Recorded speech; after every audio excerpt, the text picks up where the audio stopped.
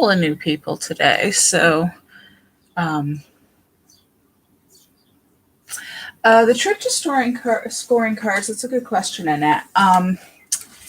This is a scoreboard for anybody who's not familiar with it. And they come in these big sizes, and they come in a smaller size. And these are the Martha Stewart brand, and I got them at Michael's, and I've had them for a very long time.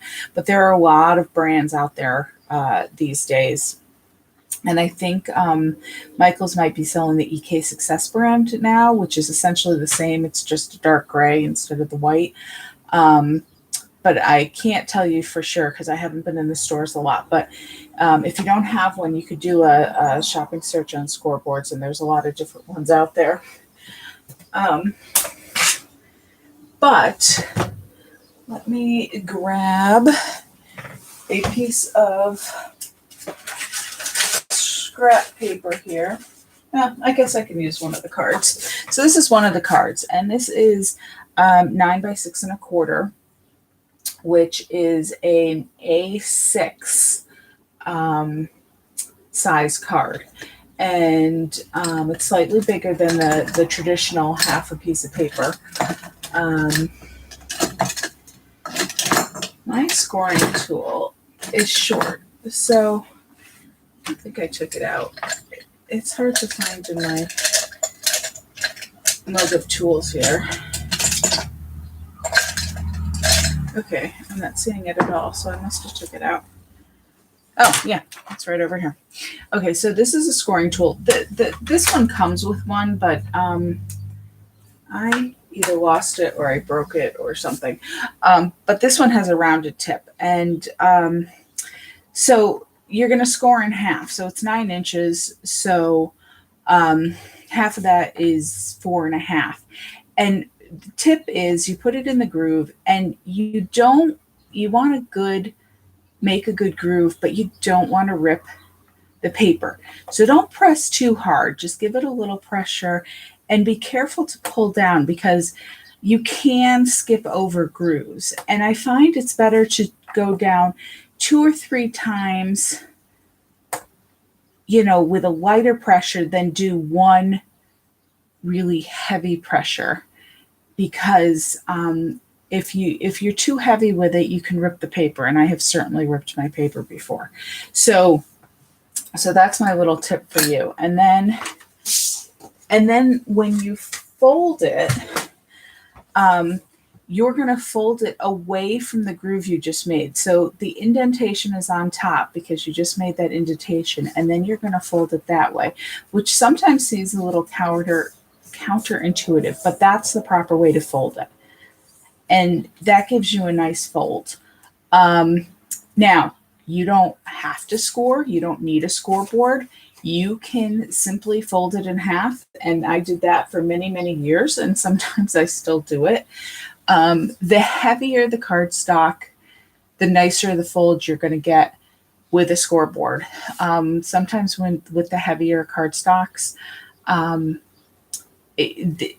it will tend to crease or fold or make little almost wrinkles if you just fold it without scoring. But again, especially if you have a bone folder, you can burnish it and really get that fold well. And especially if you're folding it on the back, it's going to be fine. So you can do it whichever way you prefer. Okay, so while I was going through that, I see that Kathy and Pat arrived. I haven't seen Terry and Paulette yet, and Sarah. So if you guys are here, let me know. And I'm not sure if Sharon was going to make it.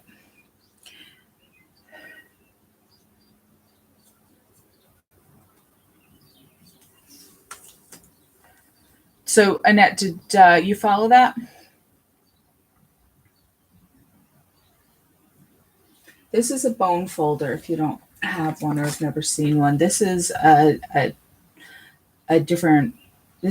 regular bone folder, and this is a Teflon based one. So these are 2 different kinds you can get, and they work basically the same way. The advantage to the Teflon one is that it goes runs a little smoother over the cardstock. This one can be a little jumpy, but it still works fine.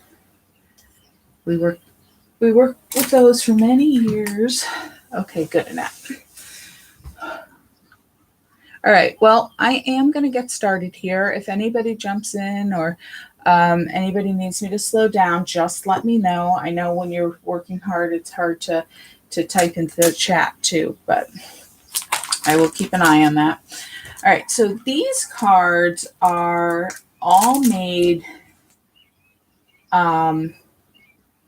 with the Close to My Heart, Picture My Life cards, the Stars and Sparklers collection. And for those who don't know, Picture My Life cards are Close to My Heart's brand of, I believe the Project Life cards were the first brand to create these. And they were traditionally created to do pocket scrapbooking. And what pocket scrapbooking is if you have a page, and actually I have one here I can pull out, hopefully without knocking over my computer. Oh no, it's in the other room, sorry. So it's like, picture a, oh, I can show you this, I think. See, I wasn't prepared to give you this whole spiel. So, okay, here we go. So this is a photo page. I used to store my photos like this. It's clear, it's like a page protector. There's 2 pockets here for 4x6 pictures. Hopefully you can see that. And then you would just put your 4x6 pictures. Pocket scrapbooking is scrapbooking is basically a 12 by 12 page. So this would be 12 by 12, and there'd be different pockets in here, and you could use the cards. And sometimes it's just a blank card to write on for your journaling. Sometimes it's something decorative to put in it. And it's a way that you put pictures in some of the pockets and you put these cards in some of the pockets. And it's a quick way to do scrapbooking and still have some fun with it. Because anybody who's done 12 by 12 scrapbooking knows it can be very time consuming. So that's what these were designed for. But as you can see, there's different ways to do them, especially when you get a collection like this that has so many fun images. So I'm hopefully going to show you here some ways that you can use these cards and look at these different collections you can buy in different ways to use the cards and decorate cards. And so some of them you can see, we're just going to use the whole card. Some of them we're going to cut out pieces of. And that's why there's so many of them. You know, normally I do a, Karen and Kathy. Well, Kathy's saying she's not getting any sound. Can everybody else hear me? Okay, Annette said she could hear me.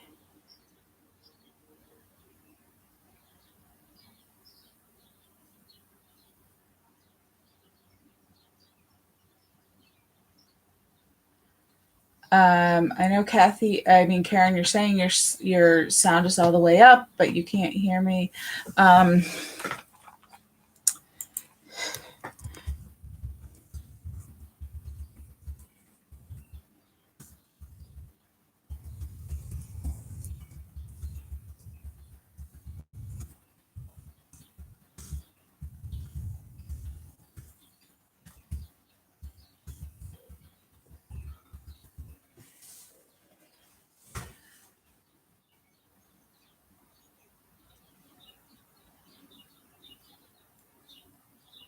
Okay, okay. So other people are hearing me. Karen's just having a problem. Kathy is trying to help her out there.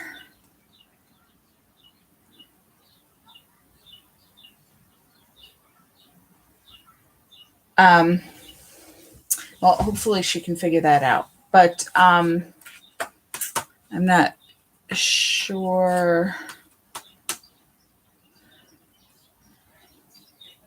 if everybody else can hear me. It's not on my end, so it's got to be with Karen's machine.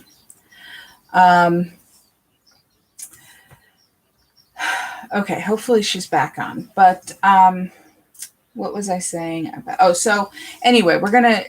I normally I do classes with usually 3, 4, 5 cards, and this one we have 9, and I know it's a lot, but hopefully you won't find it too overwhelming. Basically, I wanted to show you I used almost every single card in this pack, and I just had so much fun arranging them. That's why I made so many cards, and some of them are pretty simple and easy to put together, and so that's why I thought it would be okay.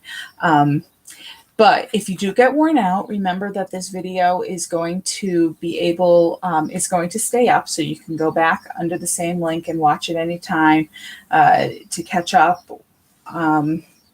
or to do them again. So you should be all set there. Okay, Karen says it's not on mute and I have no headphones.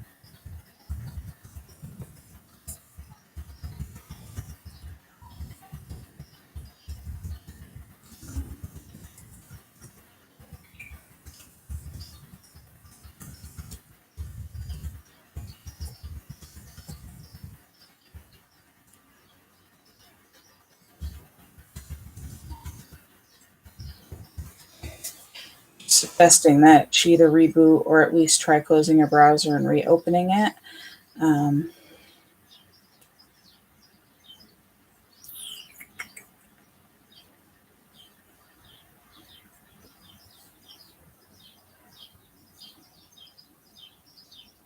Obviously, I misspelled browser there.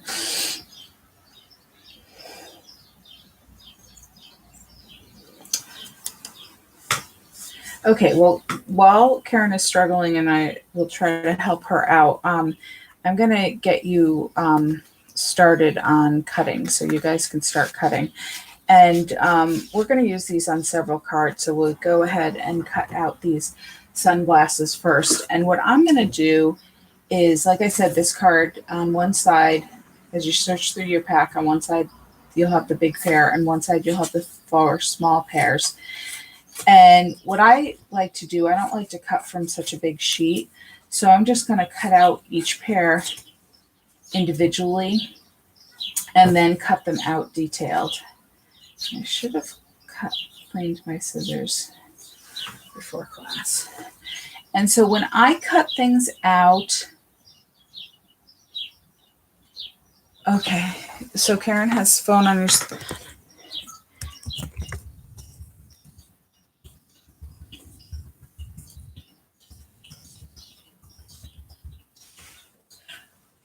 Hopefully she can listen on her phone, and then if she wants the bigger video, still look on her computer, and hopefully we can figure that out for her. When I cut something out, I like to leave a small border. So if you see here, this red, and I'll lift it up for you. This red is the background. So I leave a small border, probably about 1/8 of an inch around it. I like that look. Okay, great. Great, Karen. Hope you can hear me now. Now, if you don't like that look, you could cut directly next to the sunglasses and not have a border. That's up to you. I think it looks a little better with that border. It also gives you a margin of error if you make a wrong cut, or if you cut into an area you don't get exact right. It's, it gives you a little buffer room. The other thing is when you cut, you want to basically keep your scissors still and move the paper.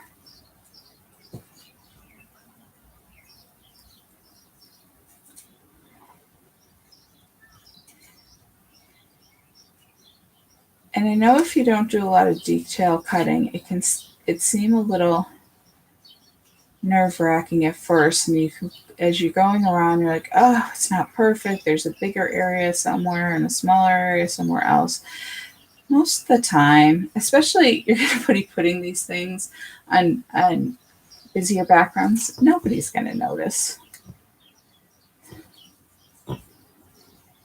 And you can go back.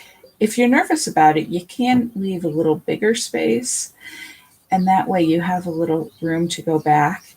But I find sometimes when I go back to correct things, I make it worse.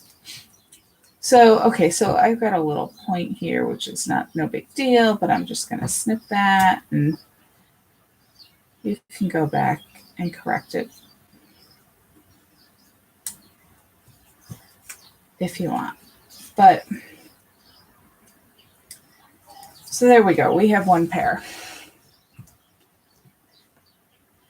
Now, a hint I've heard, which I don't use myself, but you might find it easier if you have a tough time visualizing that border around it. What might help is if you take a pencil and you can kind of trace it. You cannot see that. I don't know. The red is not a great color to do this on. Let me find something white. Okay, so we're going to use this on this card. So hopefully you can see this a little better. But you can go around and trace the shape. Now, of course, if you're not good at tracing or drawing, you might think this is even worse, but for some people it might help. All depends on how you like to work. So can you see that line? So I just drew this pencil line around the outside. Then you can go ahead and cut on that line. And if you're somebody, and if you want to leave that border, but you feel like you need a line to cut on, that might help you. So you can do it whichever way you prefer. We're going to keep cutting out. We might as well. We have this card out. So let's go ahead and cut out all 4 of our sunglasses. And that way, when we get to each of those cards, they're ready to go.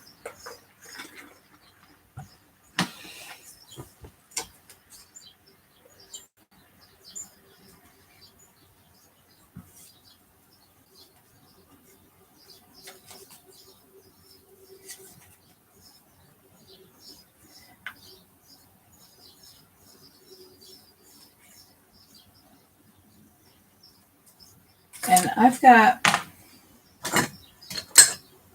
these scissors too. You can use whatever scissors work best for you. These I like because they're spring action. Those used to be Teflon, although I've used them and some of the coating has come off. So some people have an easier time using the small scissors because they can get into little areas easier. Some people like the big ones. Whatever works for you. I did finally buy those Tim Holtz scissors, but I have not gotten used to them yet. I don't know about you, but sometimes I buy new tools, but I'm so used to using the old ones, I forget to use them.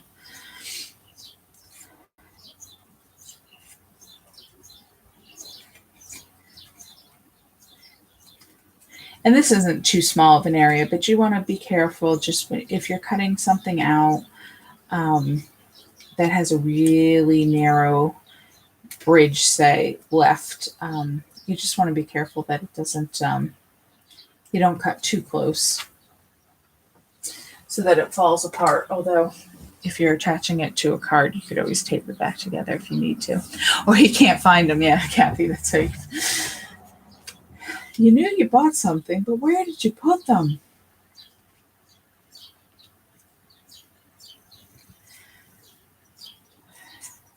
or somebody else in your house borrows them. I have a friend who used to put do not touch labels on all her tools so her daughters wouldn't touch them.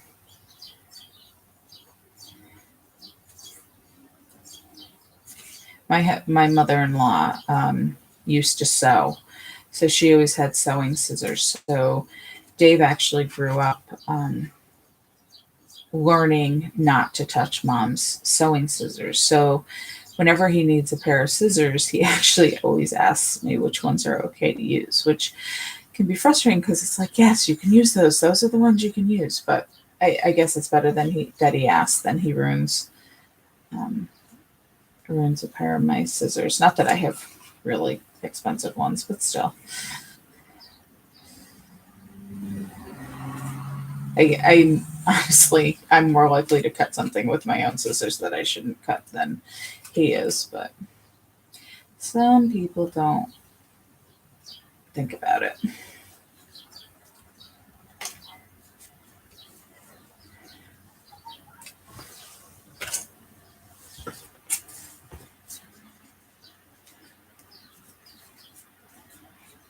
So, hello, Karen. I did say hello to you when you first signed in, but if your sound wasn't on, I guess you didn't hear me. So, hello, and I hope you're doing well. I haven't seen you in quite a while, so it's good to have you back in class. And I'm glad we figured out a way that you can hear.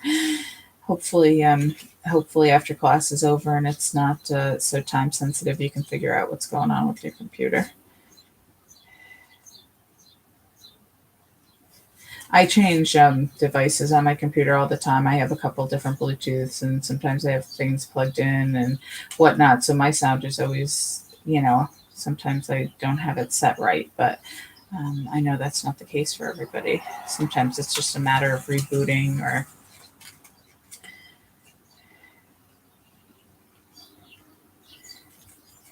Well, and the apps are always changing their settings too. I've recently figured out that, it used to be like when you watch YouTube on the phone, you can turn down the volume on the YouTube app without turning down the whole phone volume. But now you can't do that. Now, you want to turn the volume off, you actually have to turn the volume off for the phone in general.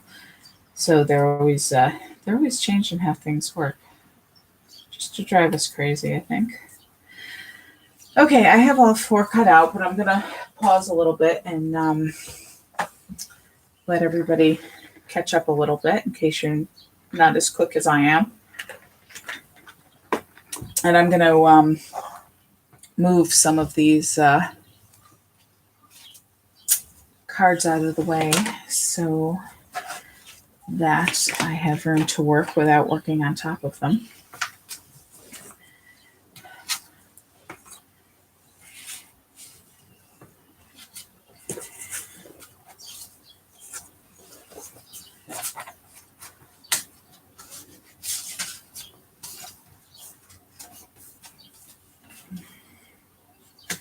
And if you are ready, you can go ahead and pull out your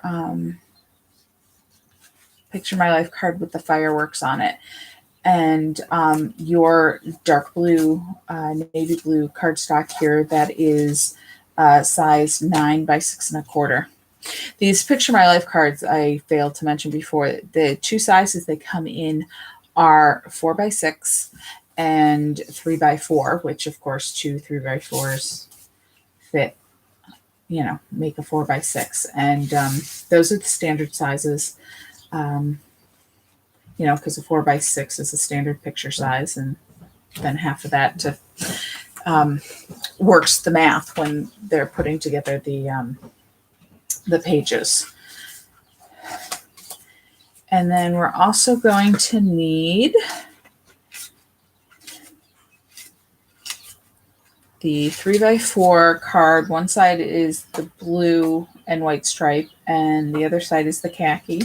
Now, any of these cards, if you like the side that I didn't pick better, go ahead and you can put the card together a little differently than I did.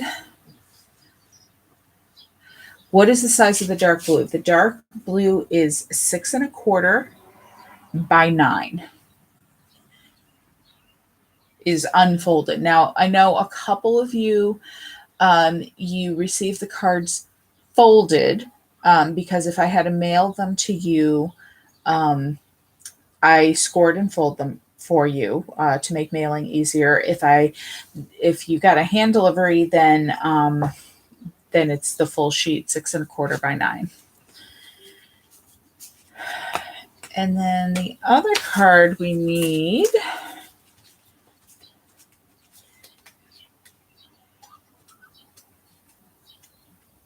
is another 4 by 6, and it is the one with the banners on it. And you are going to be careful when you cut this one out, because we're going to actually use both sides of it, because they are both printed so that they don't cut into each other, as long as you're careful about how you cut them out. So those are the 3 cards you're going to need to complete this card, along with one of your pairs of sunglasses, and then also a piece of your shimmer trim. And I think you have 2 pieces this size. It's not the longest piece, it's the 2 medium kind of size ones. And I should have cut it just a little bit long,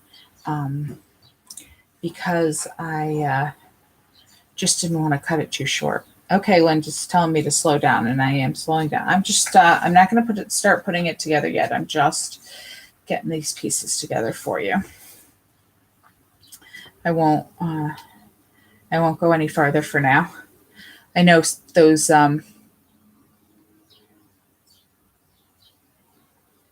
did you not get a gold stripe, Elliot, or did I say a different color? It is gold. Goldish. Although I did notice a couple of the rows were slightly different golds. Yep, Linda's trying to find all her pieces. That's fine.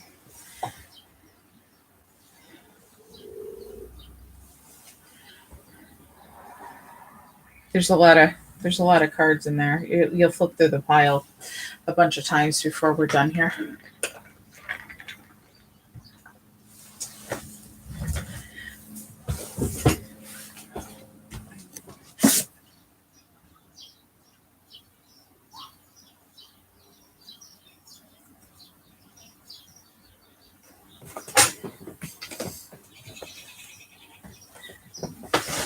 And actually, I might have screwed up here. I'm not sure if I gave everybody the final piece they were supposed to get, but we'll worry about that when we come to it. Okay, so for this card, you need the dark blue cardstock that's 6 1/4 by 9, or if it's folded, 6 1/4 by 4 1/2. You need the 4 by 6 card with the fireworks on it. There's fireworks on both sides. You need the 4 by 6 card that has banners on it, and it has banners on both sides. And you need the khaki craft striped card, 3 by 4, khaki with white stripes, or on the other side it has the blue with the white diagonal stripes. And you'll need a piece of the gold shimmer trim that's slightly longer than your 4 by 6 card. See, it's just a little bit longer. And 1 pair of sunglasses.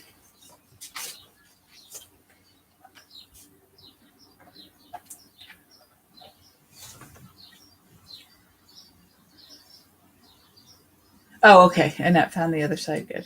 Yeah, the other side of the shimmer trim is, this is,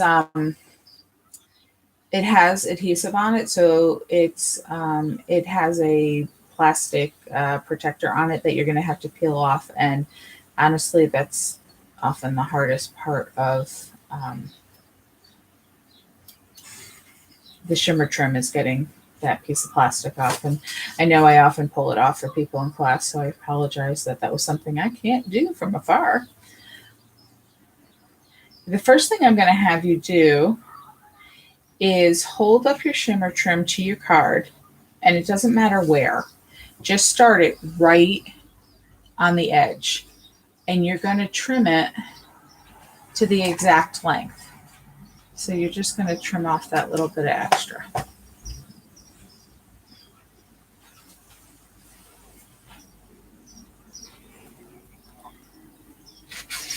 And actually, I showed the scoring before, but not everybody was here yet. So if your 9 by 6¼ inch cardstock is still flat, go ahead and use your scoreboard and score it at 4.5. And like I was saying before, for anybody who didn't get a chance to hear, I like to do a couple of firm but not too deep passes instead of one heavy pass, because if you press too heavily, you can rip your cardstock. Or if you don't have a scoreboard or you don't like to use your scoreboard, you can just go ahead and fold it in half and either use your finger to press, or you can use a bone folder to press it out to make a nice crease. I'm going to start assembling here. If anybody needs to just slow down, just give me a shout out. We are going to use the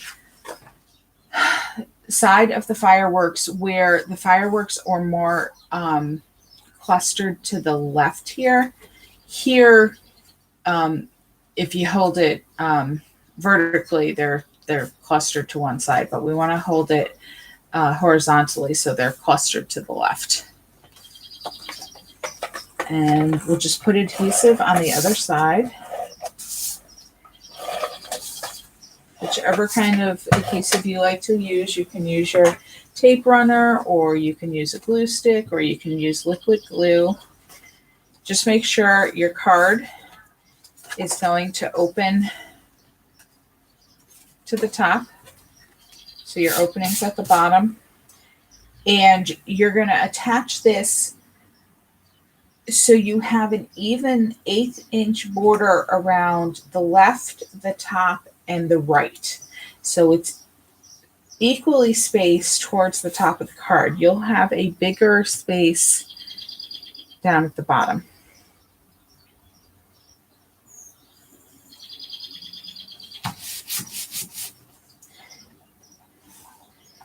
And then you're going to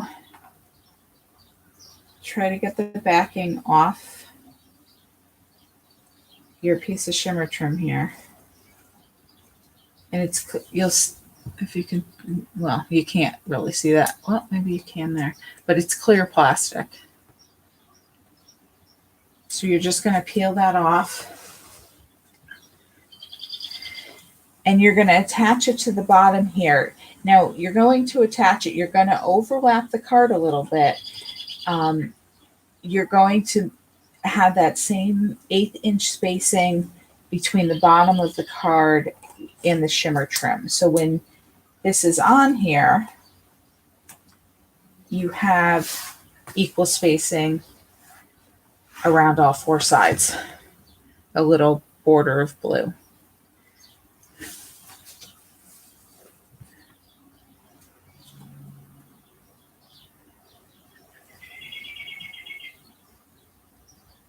Boy, that shimmer trim looks shimmery in the camera, doesn't it? Okay, so then we're going to use this khaki colored card, and I'm going to put the adhesive on the blue side.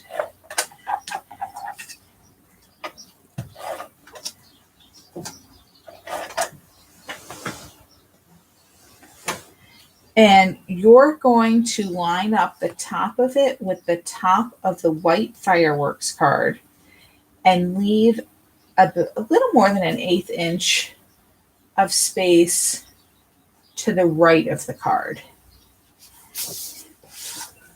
So You're lined up with the top of the white, but you have a little bit, an 1/8 inch or so of white showing to the right.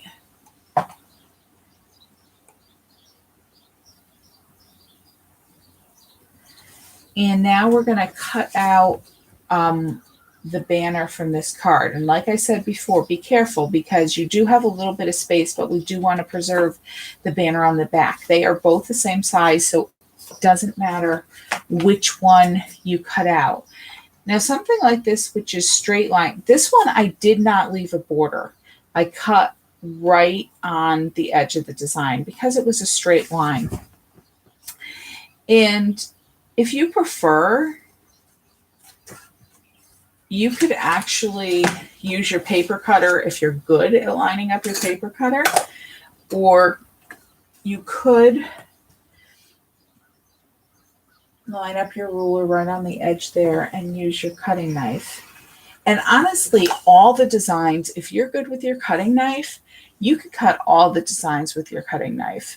That is not a skill I am great at. So I am better with my scissors than my knife. But if you prefer it, once you cut this other side off, turn it over to see the banners.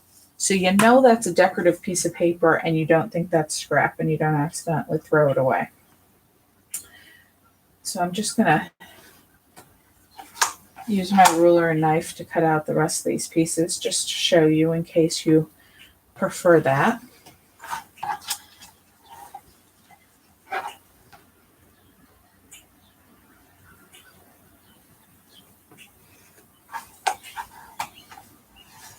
What I do, and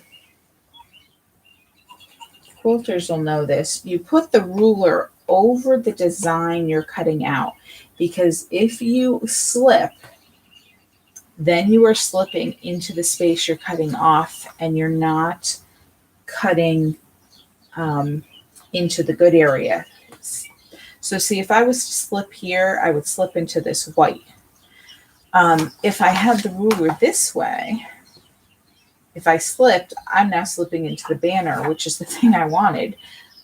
So that's no good. Because believe you, I do cut things out wrong. I know, it's shocking. This, I didn't get it quite on the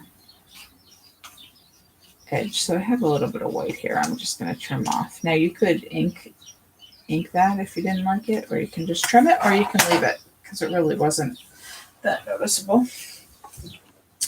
Okay, so we are going to glue this flat. So I'll just put more adhesive on this.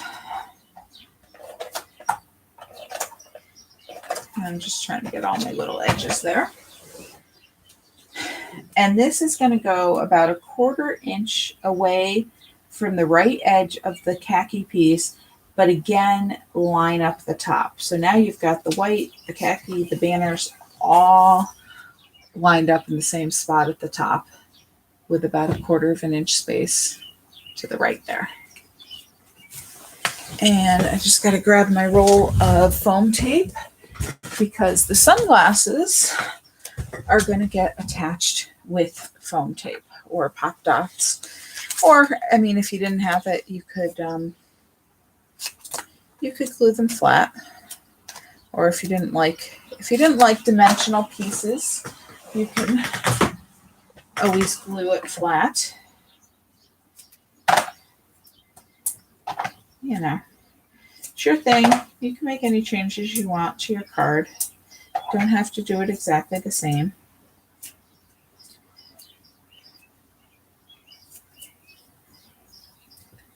This is I got a new roll.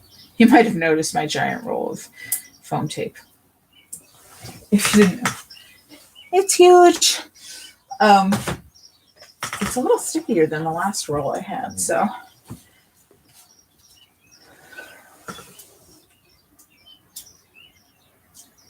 And on the last roll, I used to take off the the paper first and then cut it, but this is a little too sticky. Although maybe after I have it for 5 years, it'll be a little less sticky. Who knows? Okay, so these I'm just going to put, so a little bit of the hook is kind of, well, what would be the earpiece is hanging off the khaki at an angle over the banners. It doesn't matter. It doesn't have to be precise. Nobody's going to know where it was supposed to be. And then we are going to add some stars. Now, I have noticed with these stars, because they are the shape of them, and this happens with any piece that has adhesive already on it. Sometimes the adhesive wants to stick to the backing sheet and not to the sequin. So I am just pressing down on every sequin here and hopefully getting that little adhesive dot that's on the back of them to adhere to the sequin and not to the carrier sheet. And I've said this before, but in case you're new, when I put these sequins on cards or gems or anything, even if they have adhesive on them, I often like to add a little dot of liquid glue, just because I think it holds it a little bit better. So I am going to put a dot up here close to the top, right on the line between this blue striped banner and this red one. And that dot was a little excessive, but and then I'm putting another one here, down here near the corner of this red one on the flowered banner, and then a little one here just to the left of the khaki card on the fireworks panel. And this is not going to dry quick enough that you have to worry about putting all 3 dots before you attach your stars. And then before I pick it up, I'm just going to really press that into it again and pick up my sequin, make sure that the adhesive dot stuck to it. And I put a silver one here at the top. I put a blue one down here. And then a red one down the bottom. And there we go. And again, I will pause a little bit so everybody can catch up. I did not, because we're making 9 cards here, I did not put greetings on the inside of these. I didn't know, these, obviously they look very patriotic and you can use them for the 4th of July, but you can really use them for a lot of celebration things. So go ahead and decide how you want to use the cards, or if you just want to save them for yourself or put them around your house to decorate for the holidays. I do have, friends who send me cards for the 4th of July, but I don't have a lot of 4th of July decorations. So these would be fun to kind of put around the house.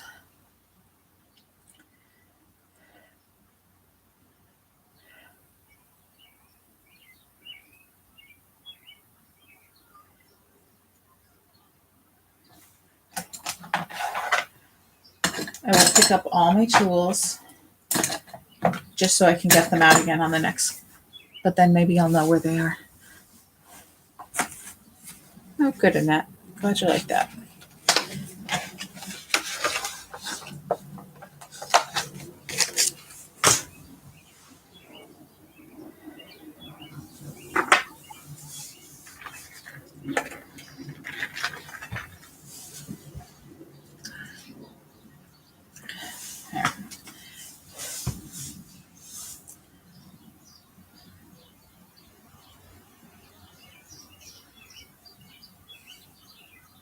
I feel like I need a close-up cam and a far cam.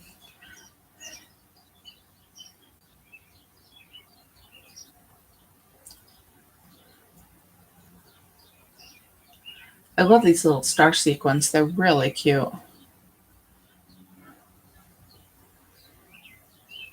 course, you know I like all sorts of bling.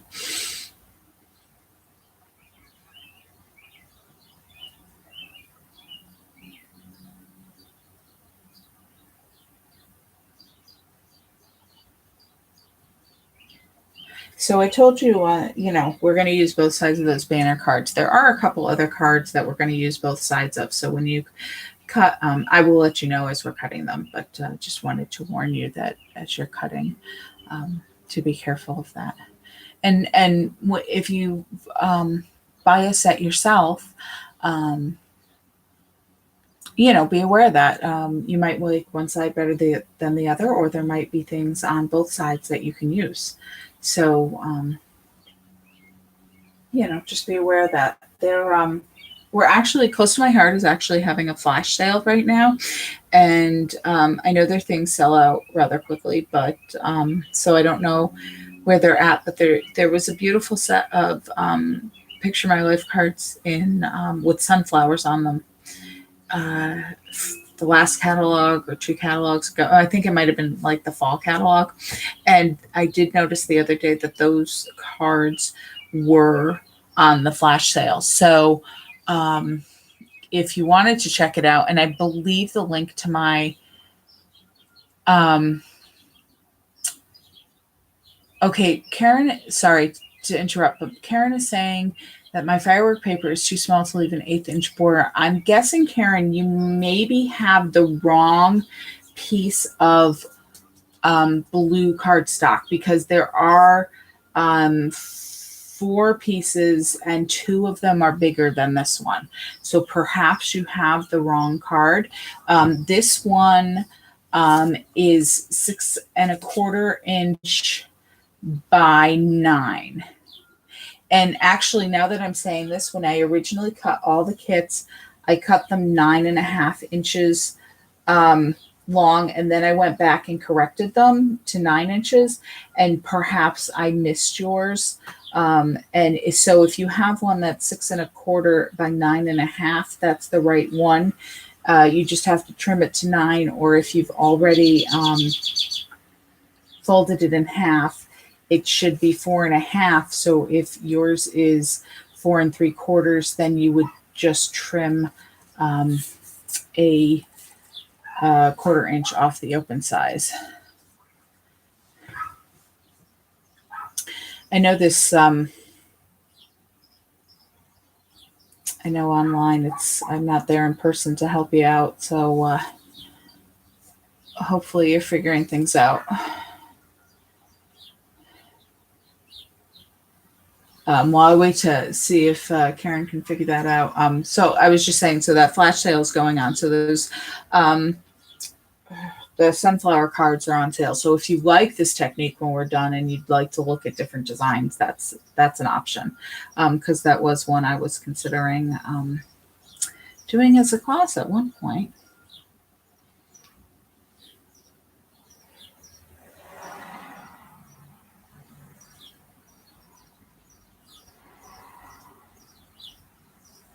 And I think the link to my shop is in the class description.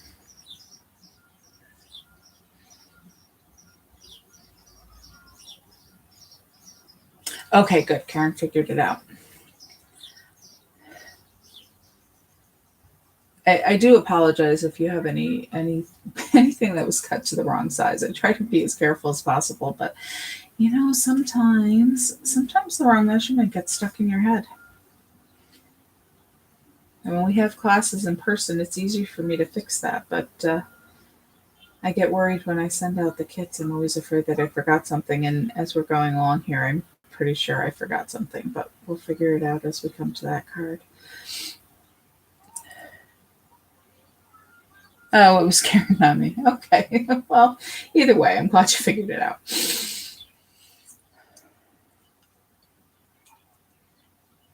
Okay, is anybody still working on the card? Am I good to move ahead? For those of you who haven't been on before, there is a slight delay from when I talk to when you hear me. So sometimes, I have to wait a minute or two for the message to come up before I see it. So it seems like I'm ignoring you, but it's just because there is that broadcasting delay. All right, I'm gonna leave this here so you can still see it. But I am gonna move on, and I'm going to pick the card based on the next piece of cardstock that's on my pile, which I realize hopefully is the same as yours, but they may have gotten mixed up. So this is another piece of dark blue, but this is a standard A2 card, which is 8.5 by 5.5. So half a piece of letter-sized paper. And if you need to score it, goes in the scoreboard with the 8.5 inch on the top, and it gets scored at 4.25, half of 8.5.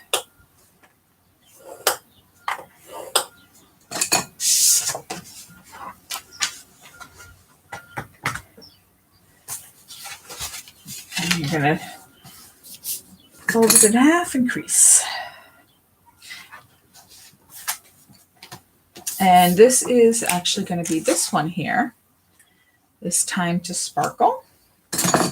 So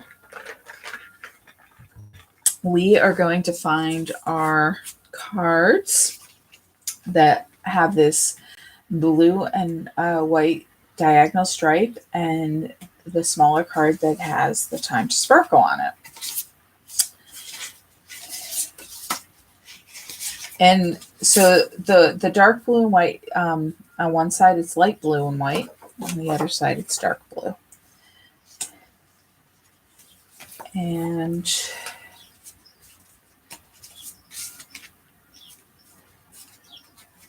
okay, and so the Time to Sparkle, it has it in dark blue on one side and the red on the other. So if you don't like this color combination, you could turn the card the opposite way. You could use the light blue and you could use the dark blue if you want to change things up. This navy card, white inside. Yes, if you may have a piece that is navy on the outside and white on the inside. I believe all the kits had that. I ran out for myself, so mine is solid. Either way, it is the only piece of cardstock that is 8.5 by 5.5 that is dark blue. But like I said, I think the kits all had the one with the white on the inside. It was just I didn't have one left. I had to make one more kit, and so then I ran out.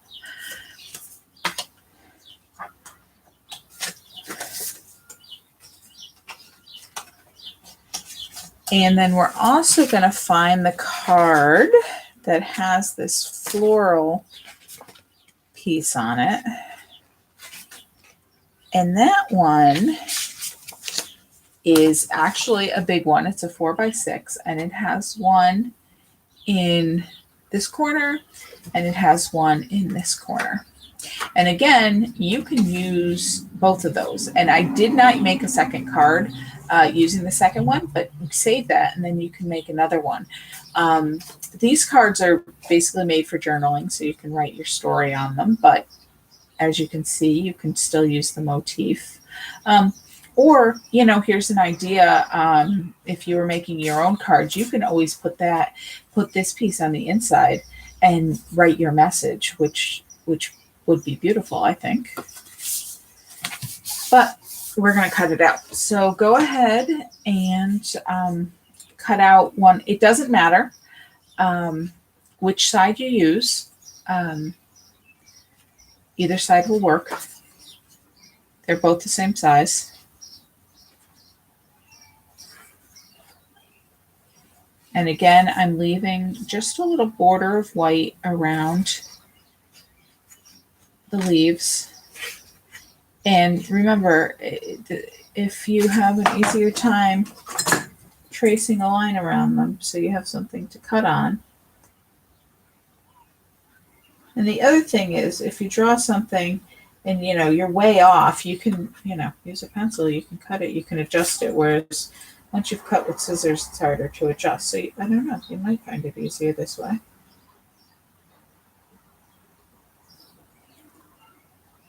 Let me know if anybody likes this technique, or if it's just like, forget it. I know some of you are experts at detail cutting already, so you're good with anything.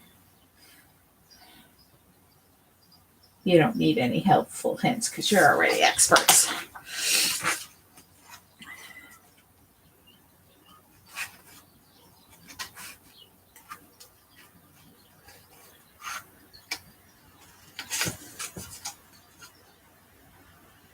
Yes, yes, Linda. The stripe card, the 4x6 card, will have to be cut down because it is 4x6, and our card is 4¼ by 5½. So we are going to cut off a piece of that,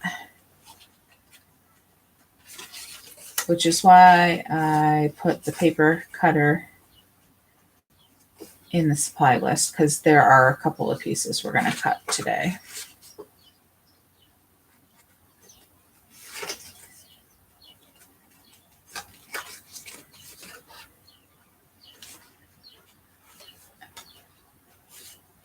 And I have to say, I'm not doing a stellar job at actually cutting on my drawn lines.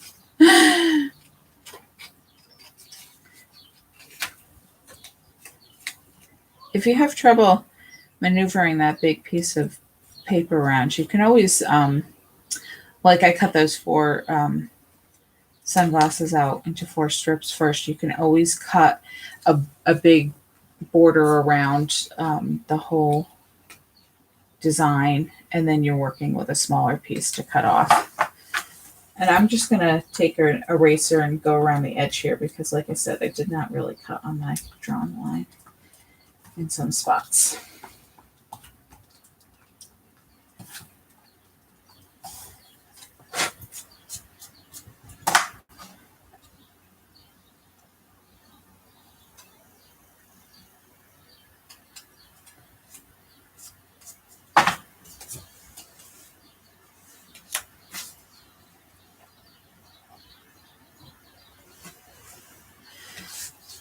Okay, what else do we need? We also need another pair of our sunglasses for this card.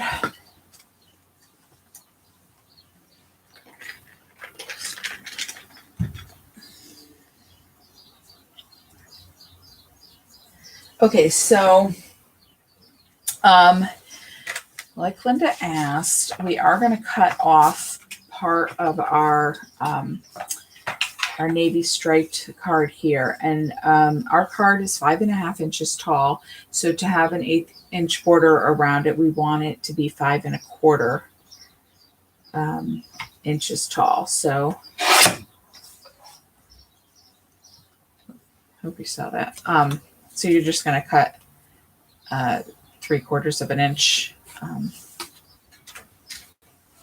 off one long end of that card, and then it will fit perfectly.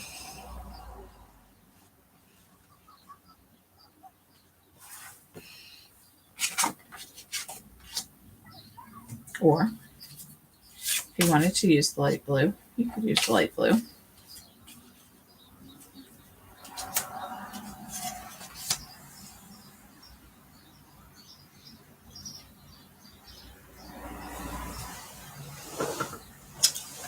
You're just going to put, you're going to attach this panel flat. So you're just going to use your double-sided adhesive or glue.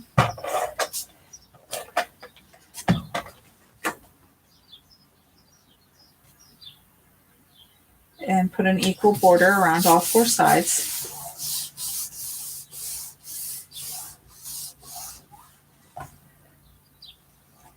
And you're going to do the same with the Time to Sparkle card.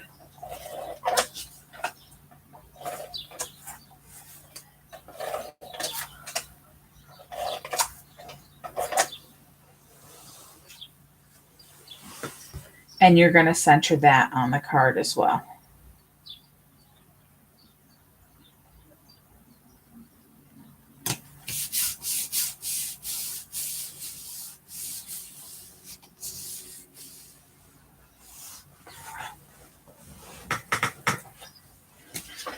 both the sunglasses and the flower cluster are going to have dimensional foam tape on them.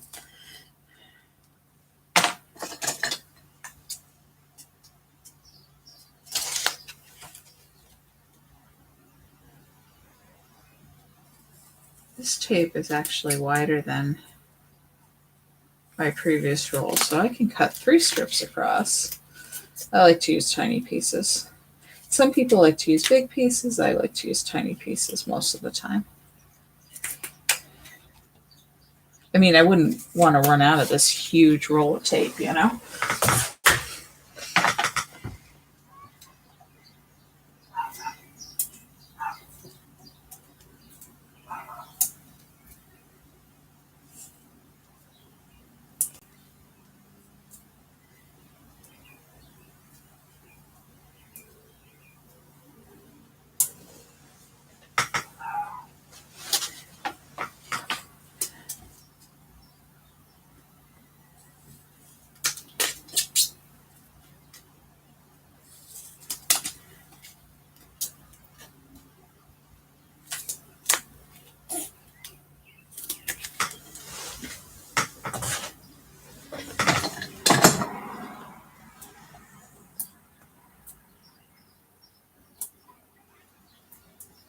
Oops.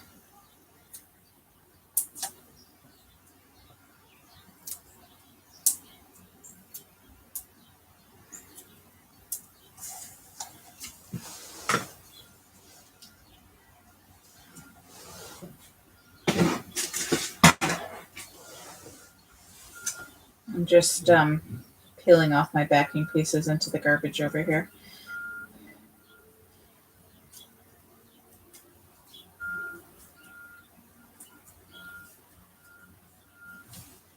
Got my window open in front of me, so I don't need the breeze blowing them all over the place.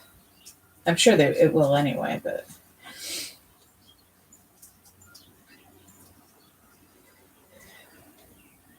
Okay, so I'm going to put my sunglasses up here near the top, and I just want to make sure that however I put them on, they fit on the card and they don't go off the edges, because the card's just going to fit in the envelope, and so you don't want it to not fit. And the flower cluster, because it was printed on the corner, we're going to use that, and I put it right to the edge of the card, the blue card. So I lined up both the right and the bottom edges there. And you can see it is flush in line with that bottom corner there.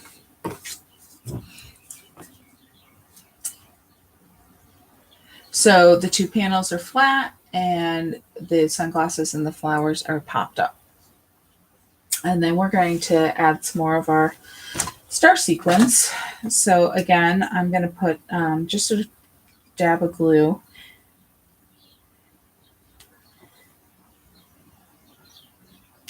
in the spots I want to add my sequins. And these sequins are a little bigger than some of the tiny gems we use. So even if your dab of glue is a little bit bigger, it's gonna, the star is gonna cover it up for the most case. Of course, I say that as it oozes out the outside, of course, just to be difficult, just to say I am wrong. It doesn't matter. The glue dries. Most glues dry clear, so nobody will notice it.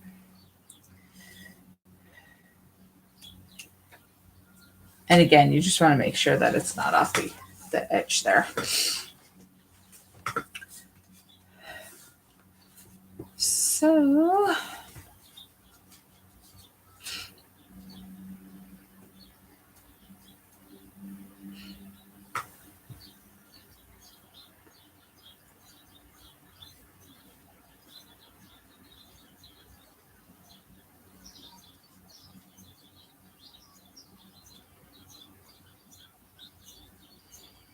now, if you're a scrap person, you might find a use for your little strip you cut off. If you're not, you'll throw it away. But when I'm doing a project like this, I would save all my scraps until the end. And then, if I don't use them, then I'll toss them. And then, like I said, on the other side of your card that where it cut the flowers, there's that other flower you can use on another piece. You could even, if you wanted to put it on the inside of one of these cards, you can even cut off the top where you made your cut, and then you can put that on the inside of one of the cards and write your message on it.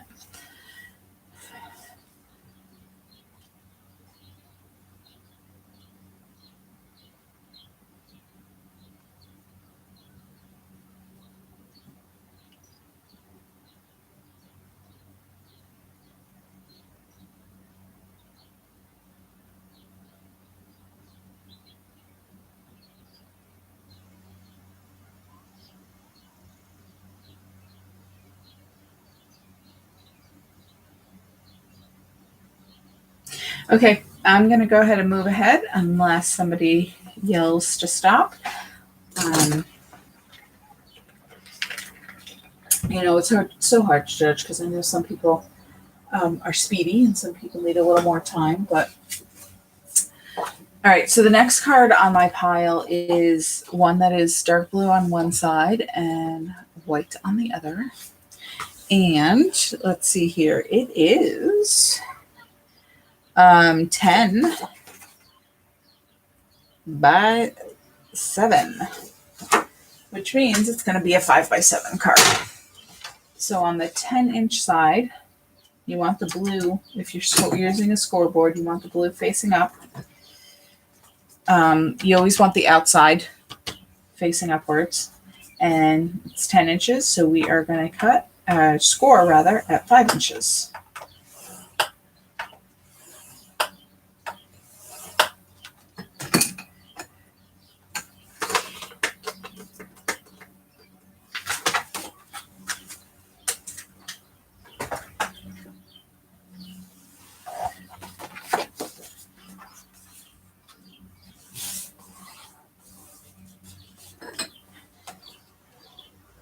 Or fold.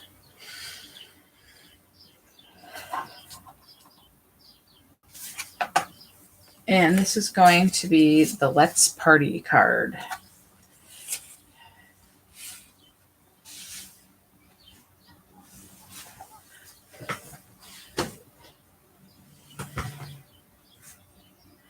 And you're going to notice, I'll tell you when we get to the next card, I guess.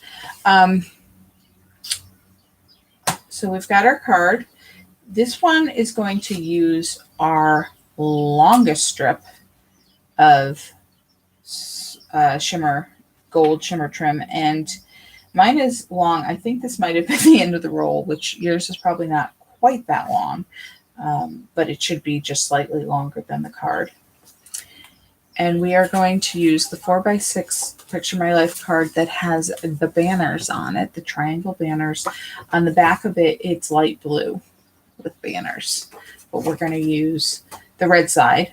But again, like the other one, if you wanted to use this side and to change the orientation of the card, you're welcome to do that. And then we're also going to use the 4x6 card that has the balloons on it. Okay, and on this card, it does make a difference. You'll see that this side has balloons and Let's Party, but this side also has it in the other direction. And this time, it does matter. We are going to use this direction. And what I'm going to do is I'm going to cut off that Let's Party part first, because as I'm cutting my balloons and strings off, I don't want to cut into that because, as you can see, we're going to use that on the card. So you could cut it with your scissors if you have a steady hand and can cut a straight line. I'm going to use it with my paper trimmer. And when I put my paper trimmer in, or my card in my paper trimmer, I'm going to cut it just past 5, I would say like 5 1/16, just past 5 inches.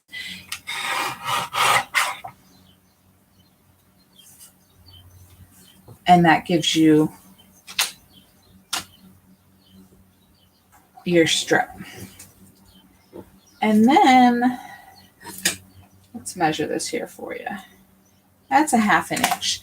So I'm going to put it upside down in my paper trimmer, and my 1/2 inch is everybody's is going to be different, but the silver, where the actual blade comes down, the silver piece, the end of that is a 1/2 inch for me. And it is not crucial that it be a 1/2 inch. I'm just letting you know in case you want to know. But I'm going to line up the edge of that L with that 1/2 inch and trim off.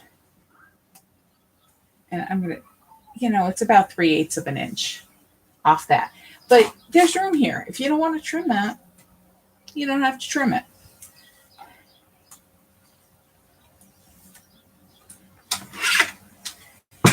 And then we're going to trim the end of the piece in a banner. It's called dovetailing. And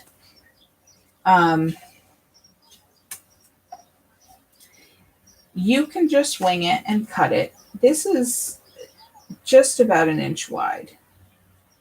And again, I'm gonna cut it about, I'm about 3/8 of an inch away from the end of the Y.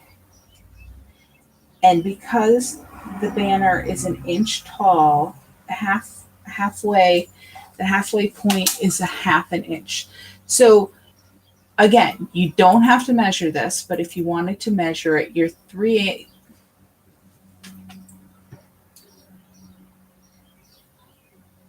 It looks wider than that. But this is 3/8. I mean, this pencil dot here is 3/8 of an inch away from the Y, and it's a 1/2 inch from the top, a 1/2 inch from the bottom, right smack in the middle. If you don't want to measure and you want a reference dot, hey, find a spot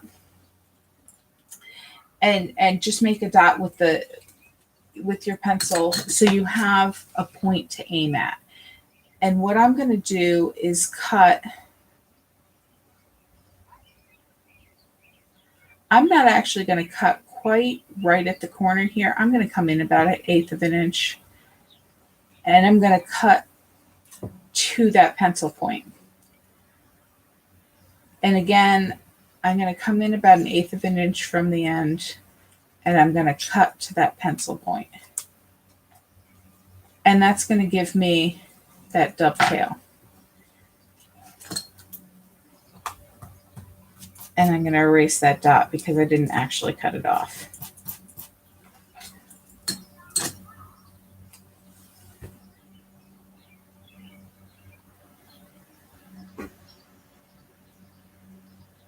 Now, like I said, don't get worked up. It doesn't have to be an exact measurement. In fact, look, this one is actually a little longer than the first one I did.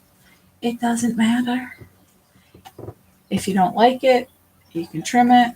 Don't trim too many times. Only do it if you really don't like it, because like I said before, often when I correct things, I don't necessarily make it better. But if you don't like doing this, you can cut straight at a diagonal, make a border that way. You can leave it square. Some people like to use, I don't actually have a square punch, but some people have a square punch and they stick the corner in there and punch it to make it more square.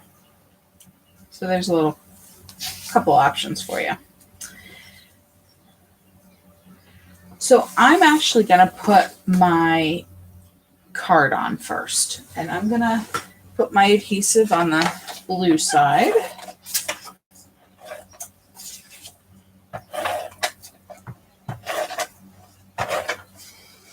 And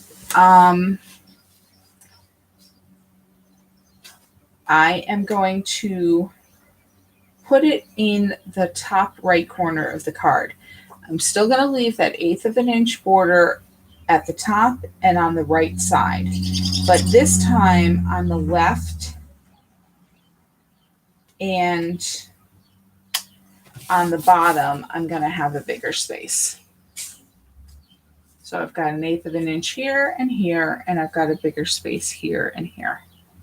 And I made this card a little bigger than the other ones because I wanted the room for the balloons. The balloons were large. And, I wanted the full card and I wanted the shimmer trim. So we don't always have to make the standard size card. And honestly, as you can see, you don't actually always have to have a card that fits exactly in the envelope either. Okay, wow, that one was easy. I got the back of my shimmer trim. Oh, see, I said it was easy, so now the backing's gonna stick to my hand. Okay, and so what I want to do is I want to put it in the middle of this space between the bottom of the card, bottom of the picture card, and the bottom of the card, the blue card. And I'm gonna start right on the edge of the card, and I'm gonna put it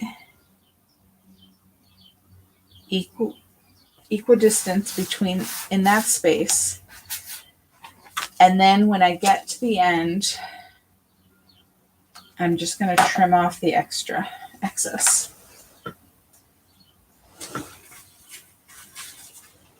And I'm just putting it on a piece of tape backing I have because that I can actually use as an accent somewhere else. I'm sure your piece isn't going to be that big. Like I said, I think that was the end of one of the rolls, so I had a little extra there. And as long then we got to cut out our balloons. So if you notice, I did actually cut off just the tip of the light blue string there hanging off of the red striped balloon when I cut that Let's Party banner, but it doesn't matter. That's the spacing they gave us.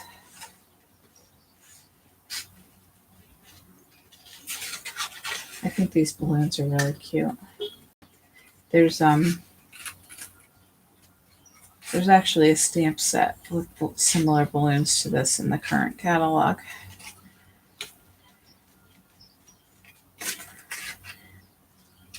I like them.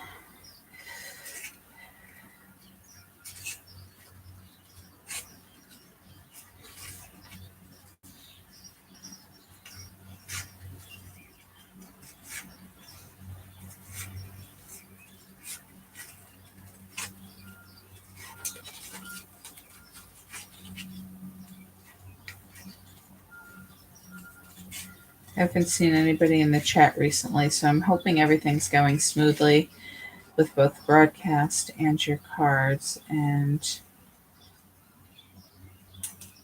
you're not scrambling too much.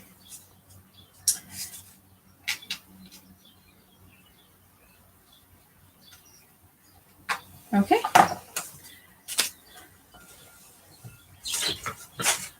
So we got our balloons, and we're going to put both the balloons and the banner up with fold tape.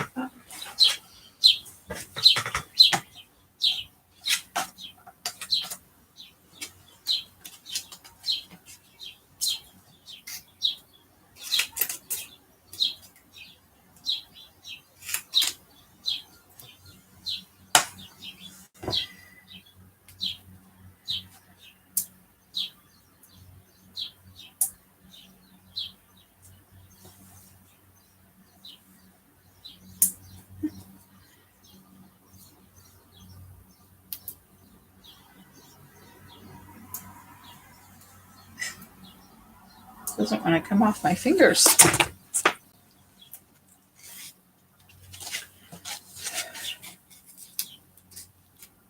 I keep forgetting. I like these scissors better for the foam tape.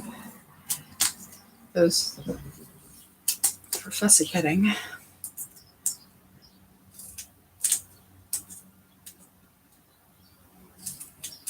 I really do need another pair of scissors that have better Teflon coating on them. Well, I think that's why I told you about the Tim Holtz scissors, but I never grab them because these are the ones that are always right here.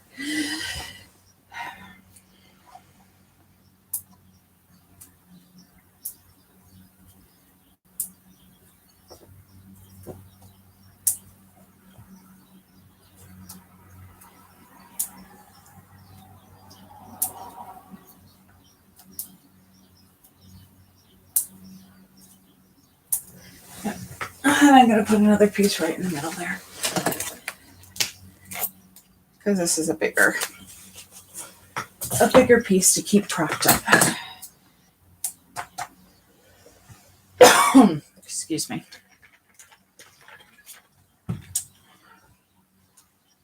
So the banner is going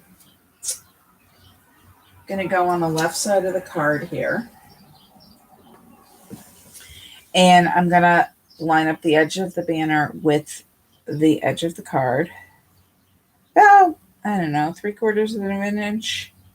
Or let's say what I did on this one is I just covered that bottom banner. I saw like maybe a little bit of the tip peeking out. If you want that spacing. And then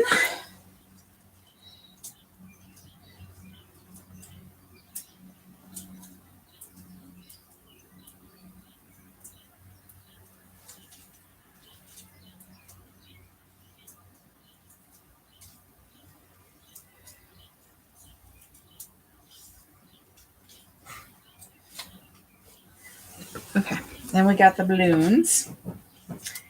And I'm going to put the balloons here. Now, again, you want to make sure you don't go off the top or the bottom.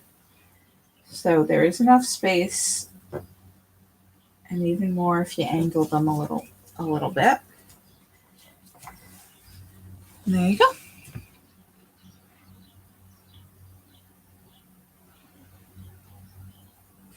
And then we're going to add some more stars.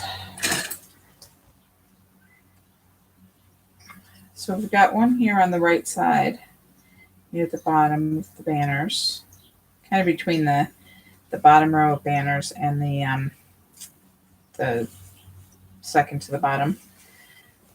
And we got one on the left-hand side here,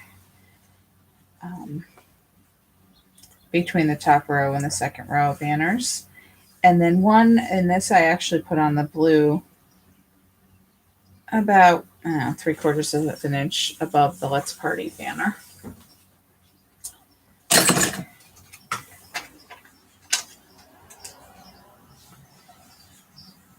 And when I was creating these cards, my process was to go through all the cards and match up which ones I liked with each other, and I designed the cards, and then I went through and I put all the stars on at the same time. But since we want to complete each card here individually, but when you're working on your own, you might find something like that easier. I just want to make sure I'm pressing down so that the adhesive is coming off with the star.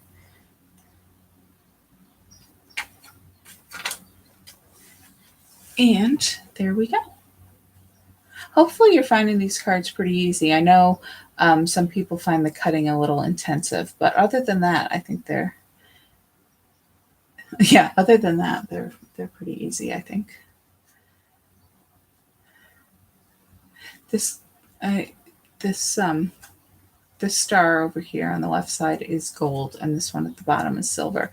I'm seeing at least in my monitor, you can tell, but they look closer together. The color looks similar.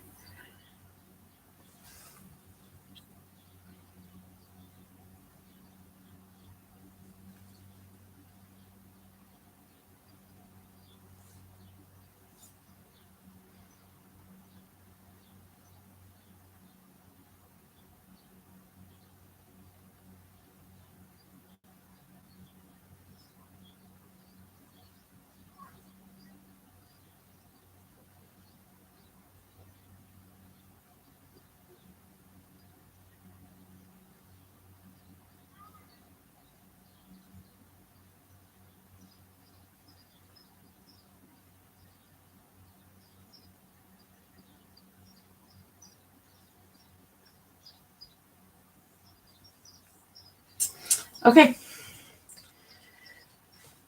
All right, I'm running out of space here, so I think I'm going to have to shift a little bit. Oop.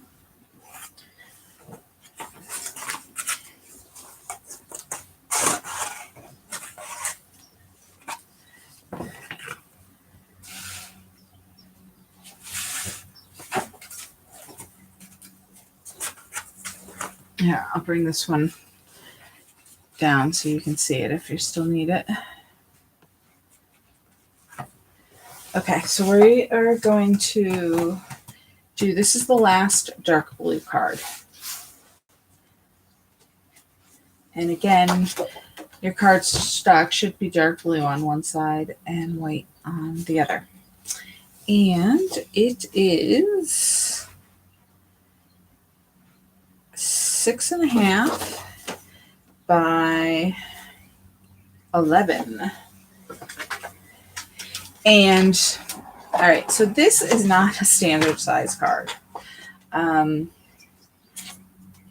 Unless you specially make the envelope for it, you are not going to have an envelope that fits this special sized card. And I made this card. Sometimes you just want to make a card that is a certain size and it doesn't fit the envelope.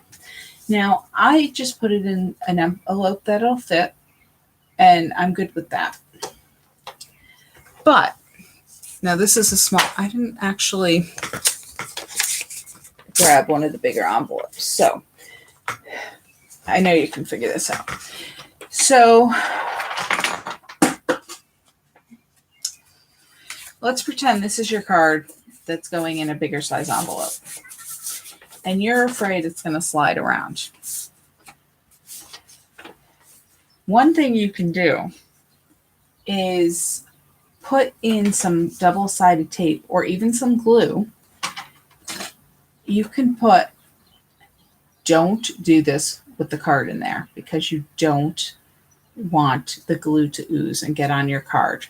And in fact, you want to leave some room. So maybe you want to leave a little pencil mark, like, okay, so that's like 1/4 of an inch past where your card lands. Stick your glue in here, tiniest little bit, not a lot. Put a little line. Don't put it right next to your dot. Put it a little distance away. Just put a small line of glue, small line of double-sided tape, whatever you have. Press it down. That will keep the envelope sealed on this side, and then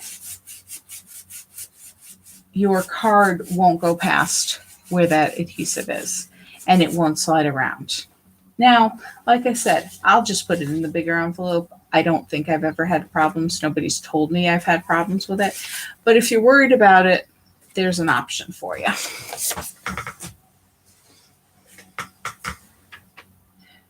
Okay, so back to our card. It's 11 inches wide.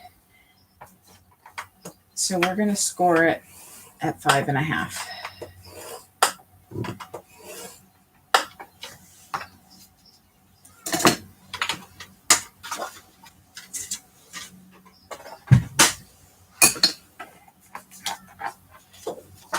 I know, Annette, so many tips. You're probably, by the time of your class, you're like, what was she talking about? I don't remember.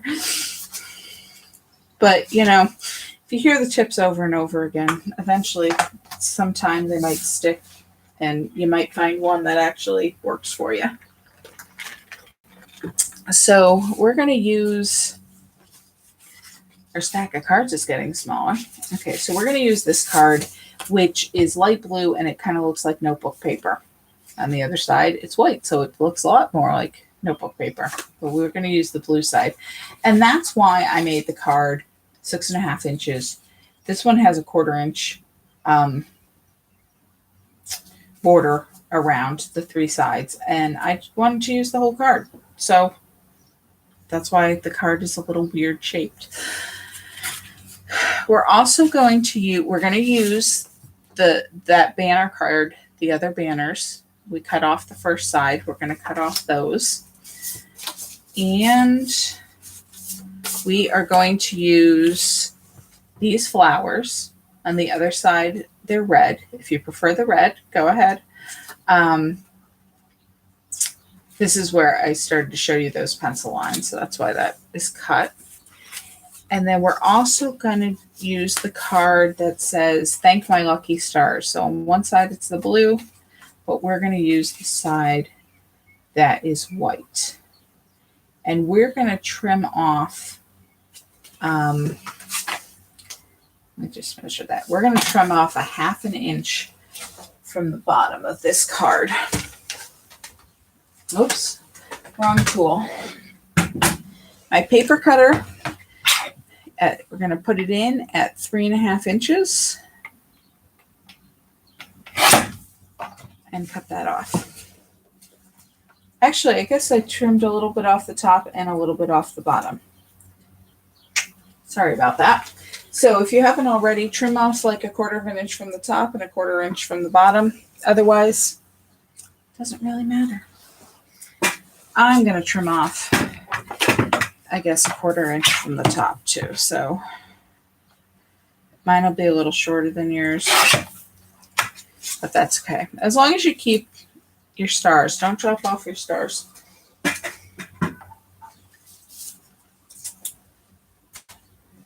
And those strips are small enough that I am throwing them away. And then, okay, we can do our cutting. And we are going to go ahead and cut these banners out again. And these were the only shapes, I believe, that I cut right on the line.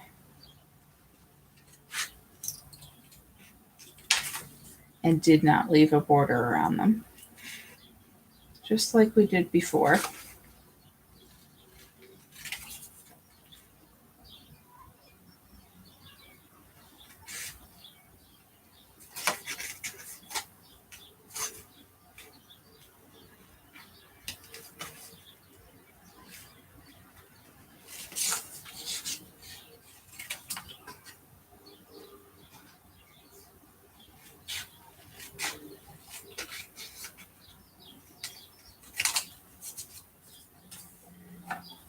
And then the rest of this card is garbage. And got a little bump here. Okay, and then we're going to cut out our flowers.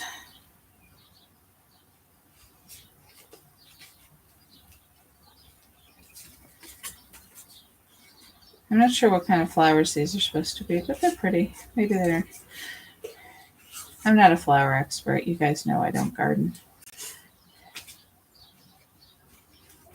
I just learned what a grape hyacinth was recently because Mom and I went to Highland Park and they were blooming there and they were so pretty and I didn't know what they were called. So, and then it's funny because the day after we went to the park, we took a walk around the neighborhood and so many of my neighbors had them in their yards, and I'd never noticed them before. And so I had to look up and see what they were.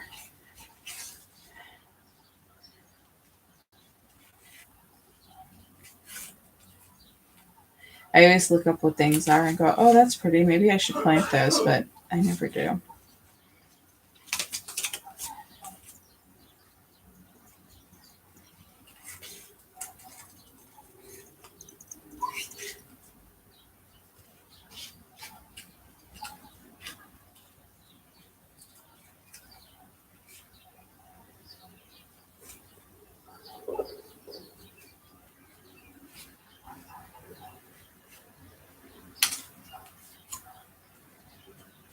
Okay, I have a little pencil mark left from where I drew that pencil line before when I was demoing, so I'm just going to erase that.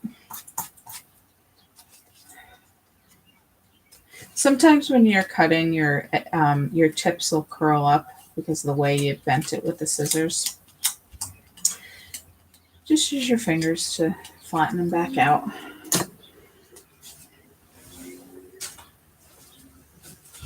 Okay, so those should be all your pieces. along with your shortest piece of shimmer trim, which I already cut on an angle for you for your banner.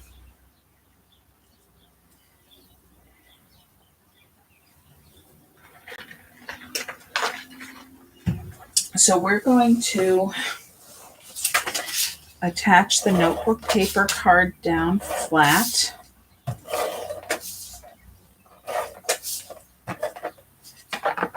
And again, we're going to align this with the bottom, which is the open edge of the card. And you're going to have about 1/4 of an inch border around the left bottom and right side of the card with a larger 1-inch space at the top.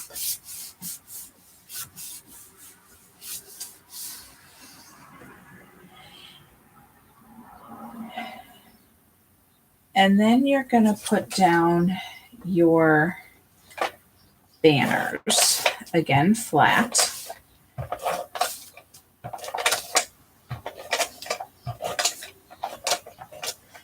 And you're going to put these about a 1/2 inch down from the top and about a little more than 1/8 of an inch from the blue, the notebook paper.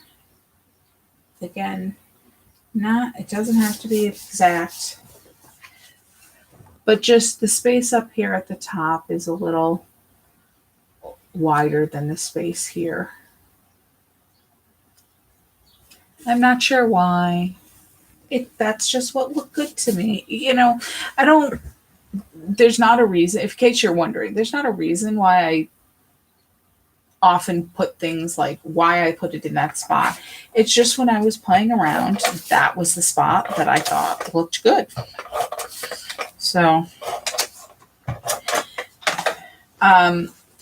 again, put adhesive on, don't drop it, put adhesive on your Thank My Lucky Stars panel. And this one I kind of put a little bit, about 1/8 of an inch from the top fold of the card. So you have some space there and it's a little higher than your banners here. And I put it right next to the banners. Basically, I think when I was laying them out, if you want to know a reason, I was trying to fit both those pieces and still have both those red lines showing in their entirety because I liked the red, the pop of red there. So that's probably why I said, okay, well, that's where those pieces fit. And then we're going to add, I didn't think this card had enough shimmer, so I said, well, let's add a little shimmer trim banner.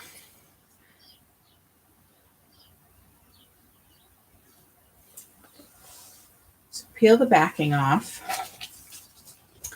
And I put it right next to the blue and white striped banner.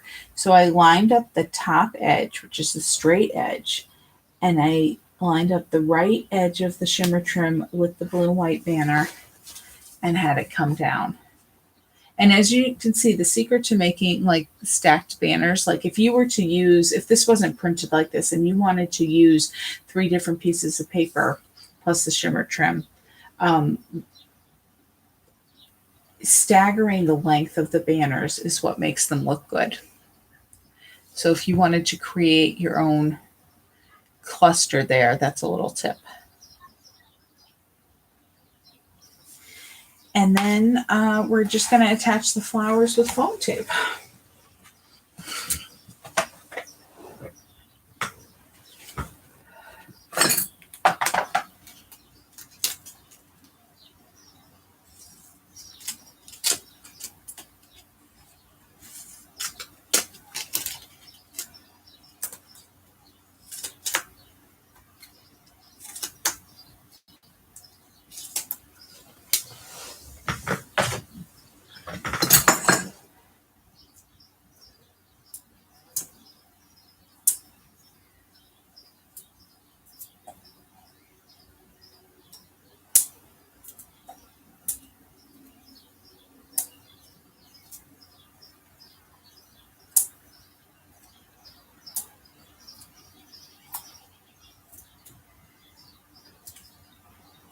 paste didn't cut all the way through, so I kind of tore it apart there.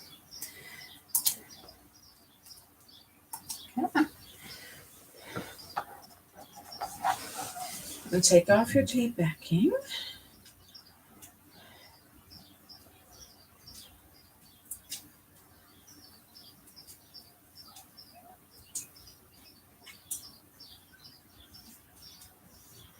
And then you're just going to stick it here. And I put it on a little bit of an angle. And if you can see on here, I kind of tried to keep that leaf between the stars so it wasn't covering up the two stars. And again, just make sure you're not off the edge of the card.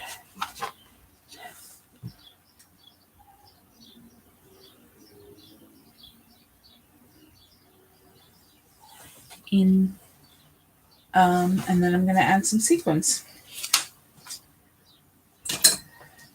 So I have a little drop of glue right here at the top, top of the blue and white striped banner. Down near the bottom of this floral banner. Ooh, that was a big glob. And then just right down here in the empty space. And I put a glue one at the, a gold one here at the top. Oh, see, I didn't make sure that adhesive came away with the star. I'm going to have to use a different one until that dries, because I put wet adhesive on top of the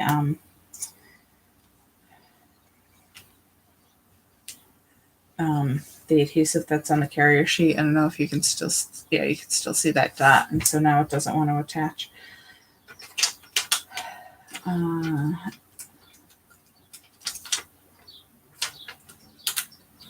Red one, they do stick to it. You just have to press it in. And then a blue one down here.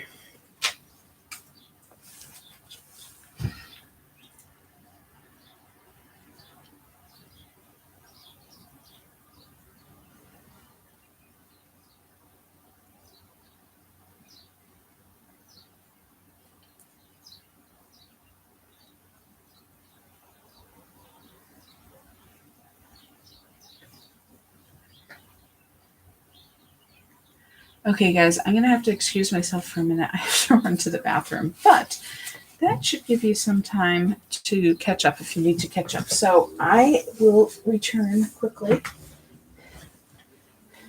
If you have any questions, just put them in the chat.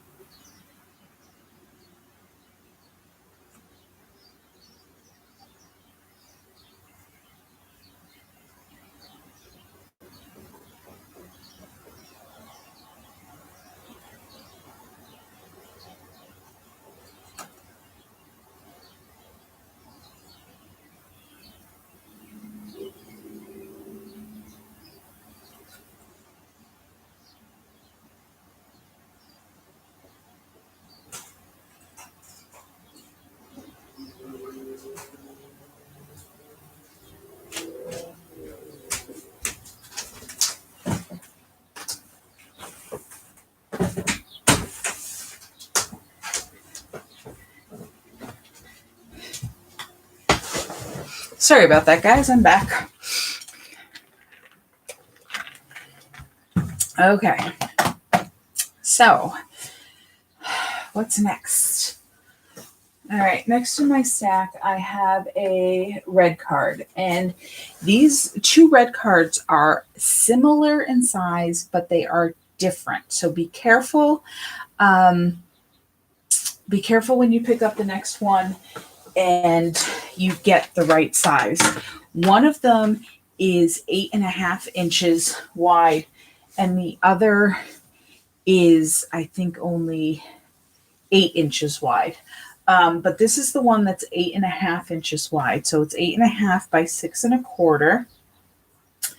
And so it's 8.5. So we're going to score at 4.25. Oops.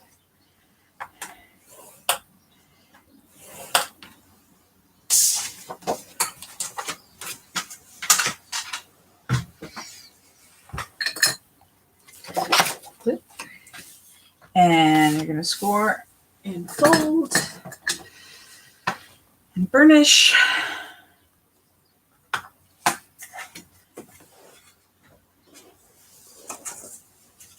Oh, you know what it is? It's wider. It's not narrower. Whatever. Okay, so this is going to be our truck card. This one will give you a little break from the fussy cutting if you need a little bit of a break. So we are going to use our truck, and on this side the truck goes this way, but on this side we get some fireworks. So that's the one I wanted to use. And then we are going to find our polka dots, which is a 3x4 card, one of the smaller cards. And I've got two cards here. So we're going to use the side, which is the red, white, and blue polka dots on the light blue card. The other side has same color, well, dark blue, light blue, and red polka dots on the white side. We're going to use this one for some contrast. And I'm just going to measure here. I'm pretty sure, but I like to double check before I'm giving you the measurements. So what we're going to do is we want some 4-inch wide strips of this. And we want one for the top and one for the bottom. So we are going to cut off 3/4 of an inch. Now, you don't actually have 3/4 of an inch here. It's a little narrower. It gives you some wiggle room, and you don't have to cut quite as small as a strip. Now, you could cut this way and cut it at 3/4 of an inch, but unless you have a small paper cutter like this, it's hard to balance that and get a straight cut. So what I do is this card is 3 inches wide. So I'm going to take 3/4 of an inch off of this. Yep, I know that's math. So it's 2.25 inches. So I'm going to cut at 2.25. And what cuts off is a 3/4 inch strip. And then I want another one. So that's at 1.5. So now I'm putting this at 1.5. And I get another 3/4 inch strip. And this piece we are going to use on another card. So save this piece.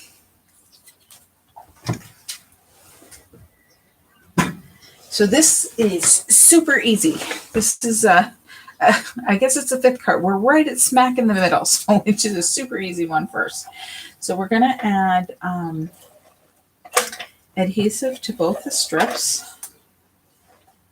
And I'm going to add all my adhesive all here, all at the same time, so I could just boom, boom, boom, put my pieces down. And then we're going to add adhesive to the back. Oh, wait, we want to cut this one first. Sorry about that. And let me just make sure where I'm cutting. I have all these measurements written down, and they are written down in the file I sent you. But right now in class, it's easier for me to measure quickly than to find it on the file. And so you want this to be 5 3/8. And really the only reason why you want it to be 5 3/8 is because that's basically the height of the design. And so I'm going to show you, I didn't actually measure when I cut. So I don't want to cut off the fireworks. So I'm going to put this in my paper trimmer and I'm going to cut just above the fireworks, which when I measure this piece I cut off, it's exactly a 1/2 inch. So, oh, Kathy, you missed me while I was gone. Thank you. So if you want to measure, you're going to cut a 1/2 inch off the top. And then I'm going to stick it in, and I don't want flat tires. So I'm lining up my tires with this edge here, because I know that gives me a little bit of space. So like I said, it was like 5 3/8. So if you've cut off a 1/2 inch off the top, now you can stick the card in and say, okay, this is 5 3/8. And cut off the bottom. So we're just, getting rid of some of that white space. Now this is the advantage of cutting these polka dotted strips a little wider, the 3/8 or 3/4 of an inch, because you don't have to have this piece exactly the same exact width as me. If you cut it a little shorter, cut a little longer, it'll still fit. You'll just see less or more of the polka dots. So now that I've trimmed it, and you use the full 4 inches wide, now that I've trimmed it, I can add my adhesive.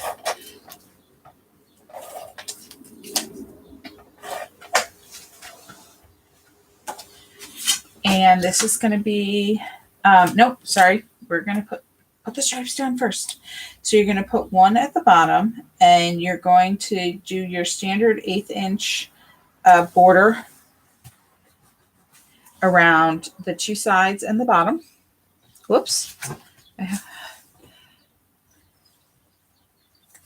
And then I'm going to put it at the top with the same spacing, 1/8 of an inch all the way around. And then you're going to put your truck panel right smack in the middle of those two. And the edges, the side edges, should line up, because that was the width the card came.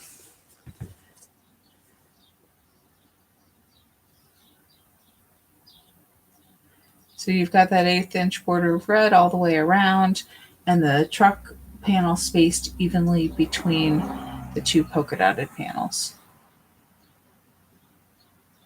Okay, Kathy's asking for the measurements again. So this red card is 8.5 inches wide by 6 1/4 inches tall.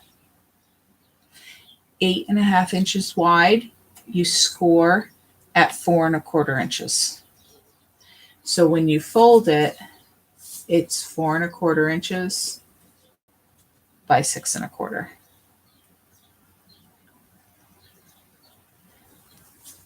Then when you cut your polka dot panel, this is the 3 inch side. Pretend this is still 3 inches. Put it in your paper cutter at 2 1/4 inches and trim it at 2 1/4 inches, which will give you a 3/4 inch. This is not the piece, but it's the same size, a 3/4 inch strip. Then move it to your 1.5 inch measurement, cut again. You will get a second 3/4 of an inch strip. Save this.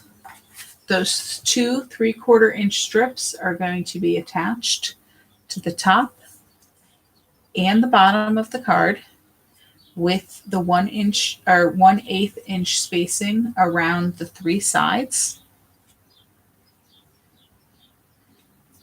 And then your truck panel. Let me hesitate here for a minute so you can digest all that.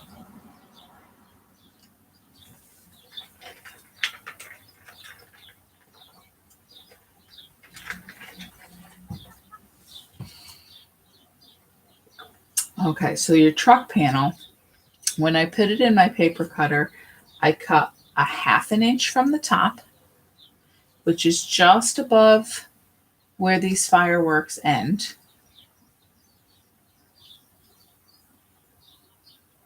And then when I cut the bottom, I put it in this way at 5 3/8 and cut off just about 1/8 of an inch from the bottom. So this entire panel is 5 3/8.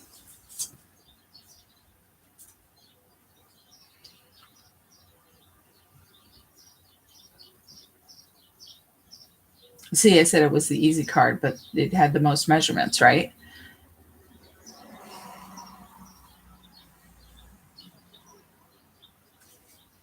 You got out of fussy cutting, but then you had to use your paper trimmer.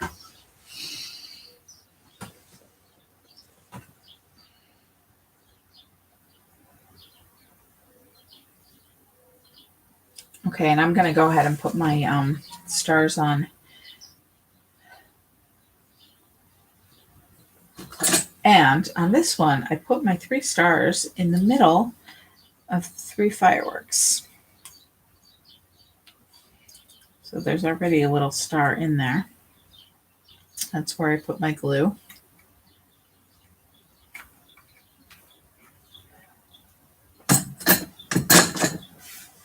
Let's see if the glue on this gold one dried enough for me to use it now.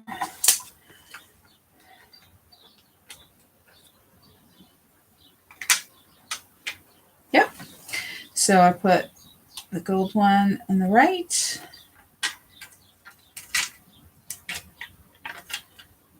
The red one in the middle. And the silver one on the left.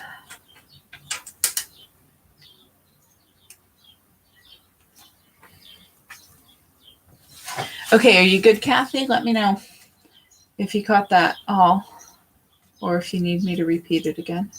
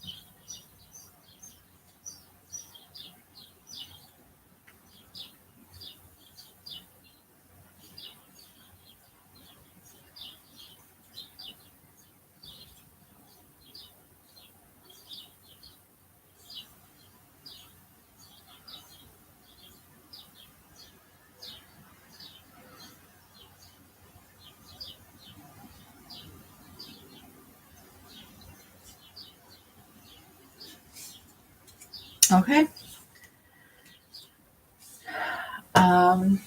Next we have a white card. So we will work on this one.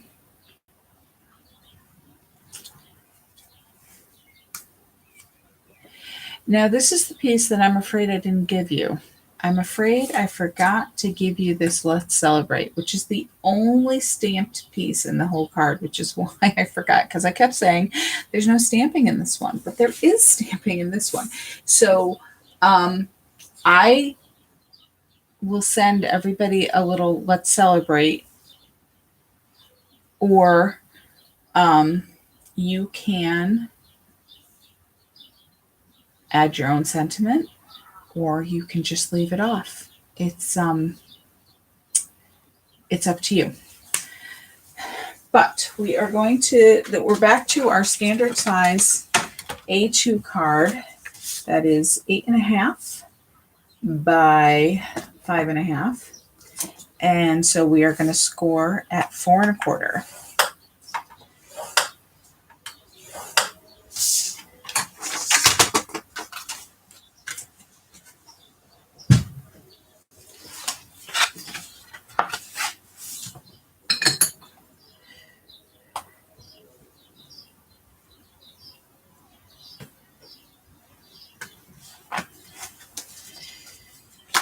And we are going to use that leftover dot strip from the last card, another pair of our sunglasses, our red kind of sunburst pattern. On the back it's blue. I like the red side. And nope, I didn't cut that down, so that's full size. And then we are going to use this 4x6 card, which on one side has the dark blue and white flowers, and on the other side has the khaki craft with white flowers. And this card I did cut. You're going to keep it at 4 inches, but you are going to cut it down to 4.5 inches long.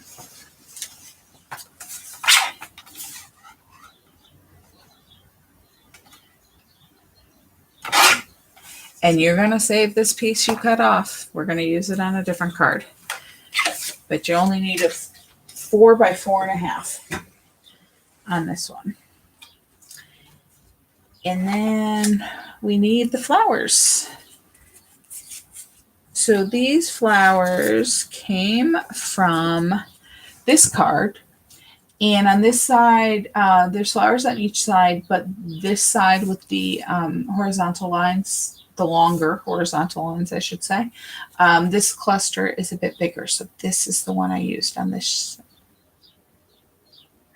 Okay, thanks. Thanks, Karen.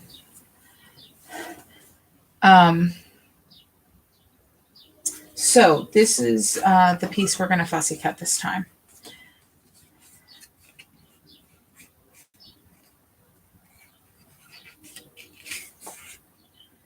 You should all be experts by now. Either that or you never want to do it again. We always say, right, that we're tired of it and we never want to do it again. And then we see something else we love and we do it again.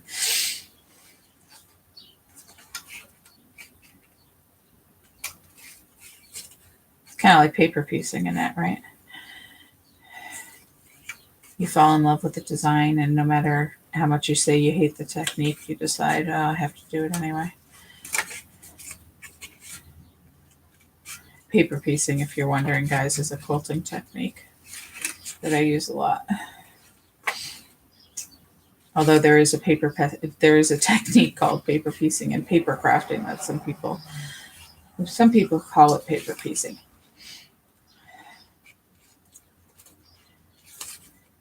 But for me, the paper piecing will always be quilting.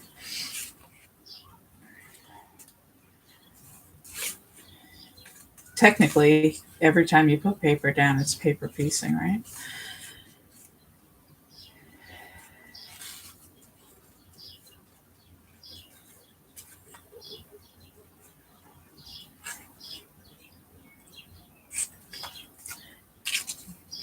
Don't need that dangling there.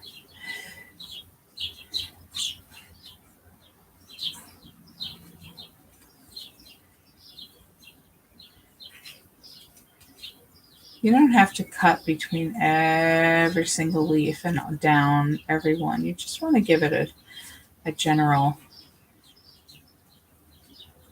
outline.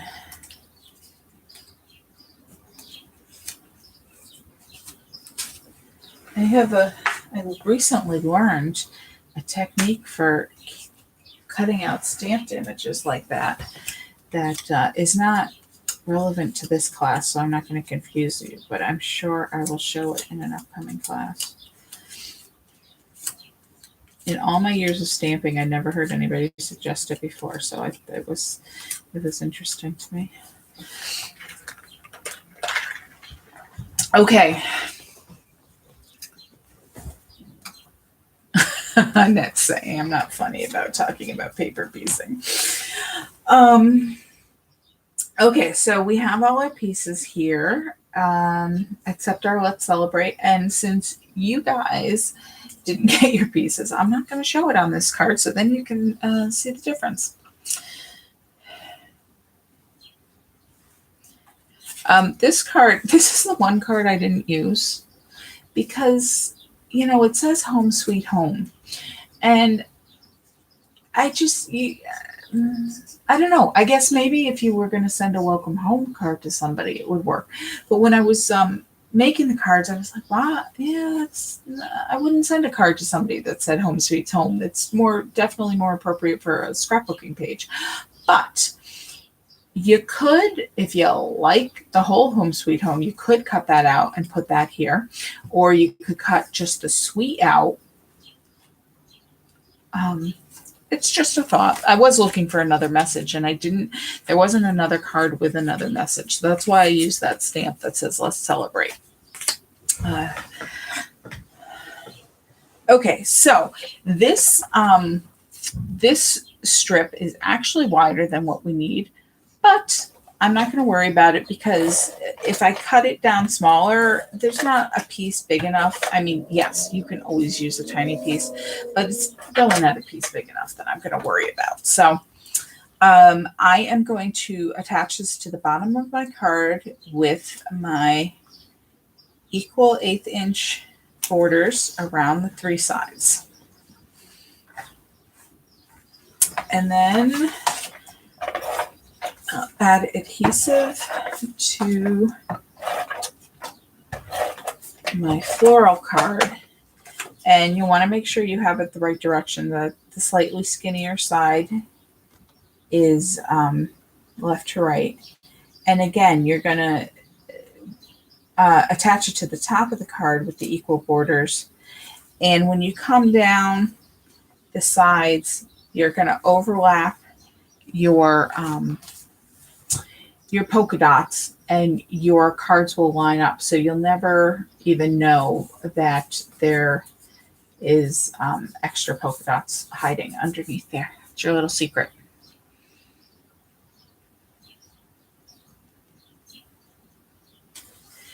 And then we're going to put adhesive on the back of the red panel.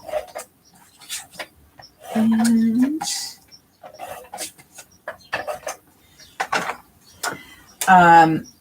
I put it so the center of the starburst is at the top, closer to the top of the card. And I'm going to center it left to right, but align the bottom edge with the bottom of the floral panel right above those polka dots. So you're actually kind of equidistant.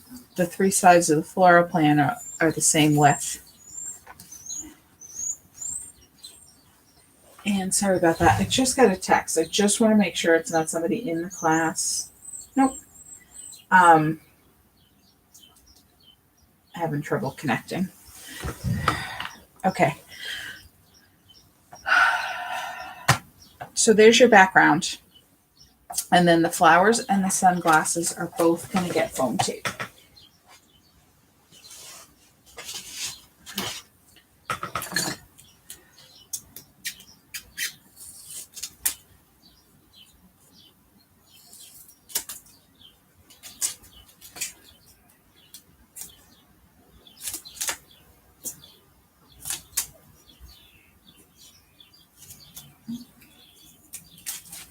Whoops.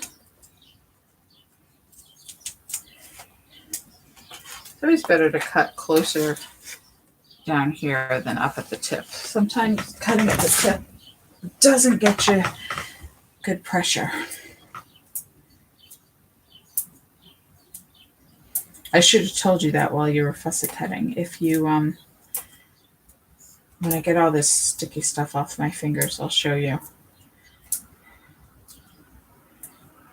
Yeah, you're probably saying, oh, sure, I did all that cutting, and now you're going to tell me.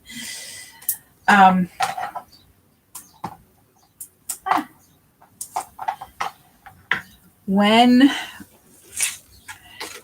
this is the piece I already cut out, you'll have more control if you actually stick it down closer to where the blades join. Then some people try to cut up near the tip, but sometimes you don't get a lot of pressure up there. So if you cut down in there, that's going to give you a better edge and a better cut. So hopefully none of you were having too much trouble, but if you were, that may help. And I just need a couple more pieces of foam tape here.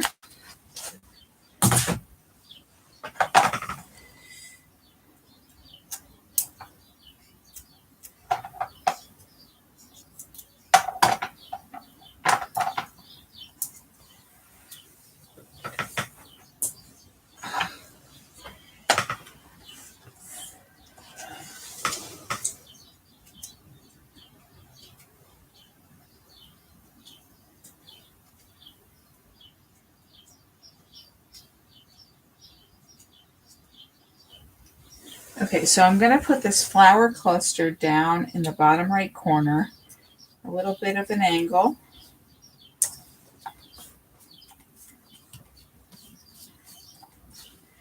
And the sunglasses will go somewhat above them. And if you are going to put something in the top right corner, I guess you'd want to make sure you left enough space. This pair, I think I put a little higher than that. And some stars. You should be having to go to your second sheet of stars now.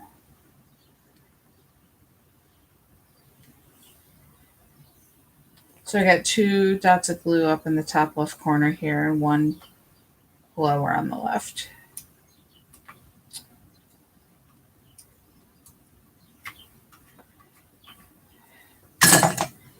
And I'm going to put the silver one, which is my last star from this sheet, on that glue dot. And then remember, the other sheet I pressed in, but I didn't press them into the adhesive. So as I pick them up, I'm going to make sure I remember to do that. And I put the gold star up there and the blue star down at the bottom.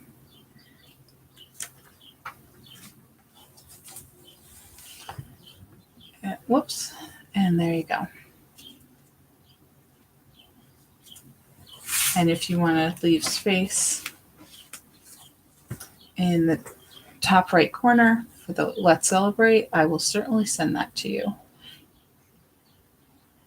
Or, whoops.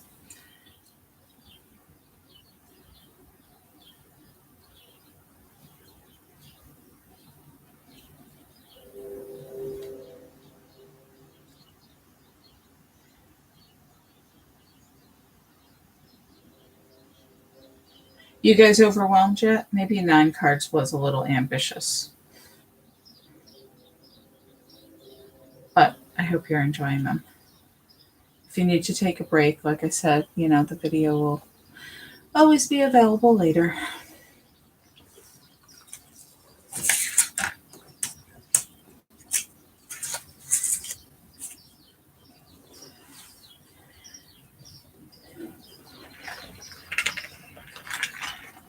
Okay, so next we have our other red card. And this one is actually wider than the previous one. This one is 9 inches wide by the 6 1/4, which this is the actual traditional size, but this one is the one I made narrower so the card would fit on there. So we're going to score at 4.5 inches because it's 9 inches wide.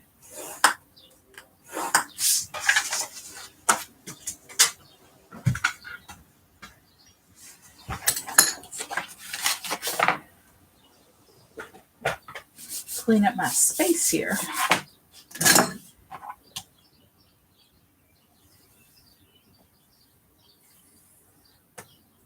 Whoops. Got something stuck to my bone folder. And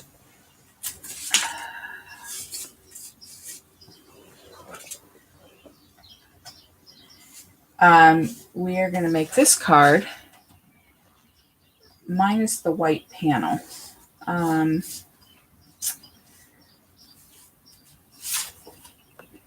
This is the 4x6 Picture My Life card, and I used that side. And the leftover strip from the last card of the blue with the white flowers. Okay, Annette, thanks. And this strip we're going to cut in half, so we have a piece for both the top and the bottom. And it's 1.5. We have 1.5 inches left, so be careful with this. You're just going to cut it at 3/4 of an inch. If you don't have a little paper trimmer, you might have an easier time using your ruler at 3/4 of an inch and your craft knife to cut it. Be careful with your fingers. And then we're also going to cut this card. And it's 5 inches long, but again, it's one of these that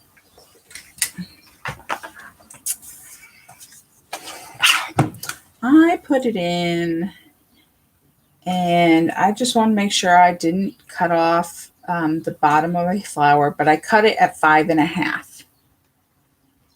So I'm cutting 1/2 inch off the bottom, and then I'm cutting 1/2 inch off the top. So after you cut off the bottom, put it in at 5 inches, make another cut. So your card is now 5 inches tall, and you cut 1/2 inch off the top and the bottom. And actually on the back of these strips, I did cut off the tip of the leaves, but it doesn't matter because we're not using that side. So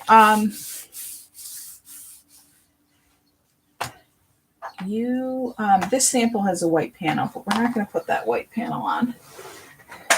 We are just going to put the 3 pieces on, and we're going to put it on just like we did the truck card. And I'm putting my adhesive on all 3 pieces at once here, so I'm ready to go. This is how I work faster. I'll put all the adhesive on all my pieces so I can just stick them all down. Like I said, I'll wait till the end and put all the stars on. So if you're just wondering how you can increase your speed, of course, that only works if you actually know what pieces are going on. If you're, designing, you don't necessarily have all your pieces to put the adhesive on. But so we're going to put a strip on at the bottom first. Okay, Linda and Michelle have to leave. Bye. I'm so glad you can attend. And then, yeah, definitely catch the video for the rest of them. And if you have any questions, just let me know. And I'll see you soon.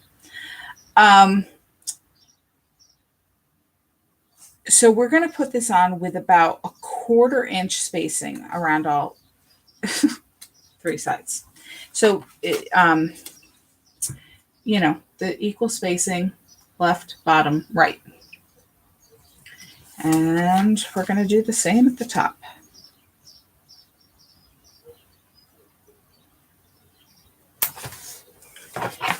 And then we are going to put the flower panel on in between. And you just want to make sure that your edges line up at both the top and the bottom, because this the flowers will overlap the strips at the top of the bottom. And again, like I said before, that's why it doesn't really matter quite if you don't get your card quite exactly the right same length as I did. You have some leeway here to play with. Okay, Karen's signing off too. Sorry, guys. I know. I hope this wasn't too overwhelming. It's taken a little longer than I thought it was going to, but I do hope you enjoyed the extra cards this time around.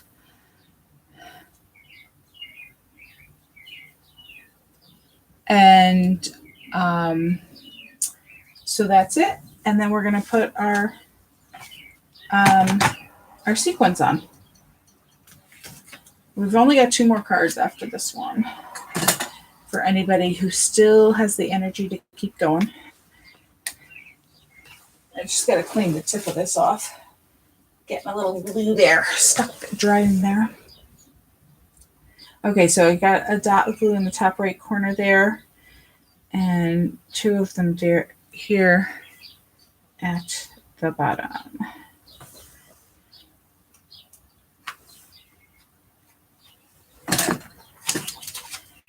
And I've got a red one at the top.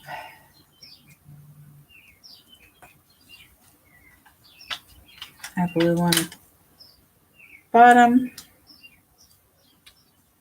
And a silver one next to that one.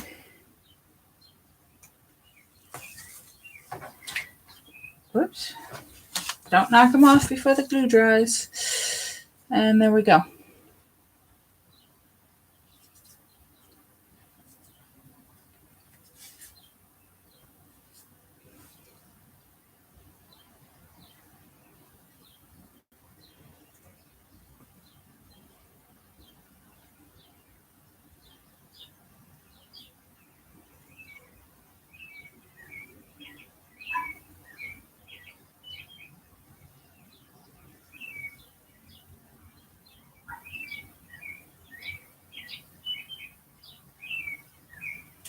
All right, I am going to move on because I know everybody's fading here. So my next card is the light blue one, but I'm going to skip ahead and do this white one first because the last one has more fussy cutting, and I can leave you to that. This one should be a little easier. And we've got our white card base, which is 8.5 by 5.5. So we're going to score at 4 1/4. Whoops, I jumped lanes there. If you kind of jump and you make a score mark in the next lane over, you can turn it over and kind of very gently rub the point, the ball point of your scoring tool over that mark, and it'll kind of bump it out. And you really won't be able to see it very well. Plus, I'm going to put that on the back of my card, and nobody will notice.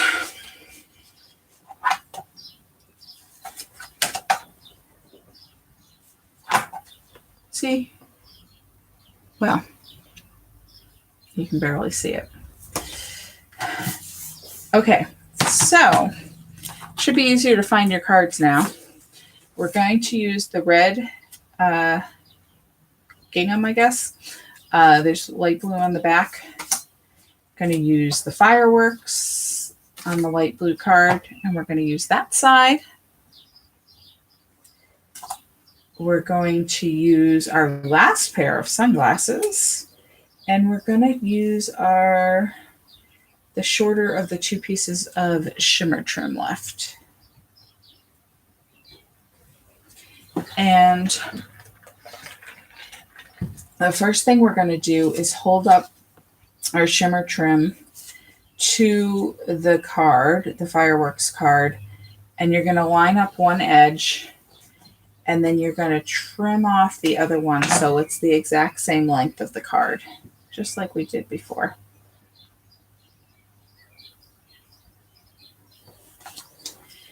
And we are going to put adhesive on the back of our red gingham, and we're going to put adhesive on the back of our fireworks card.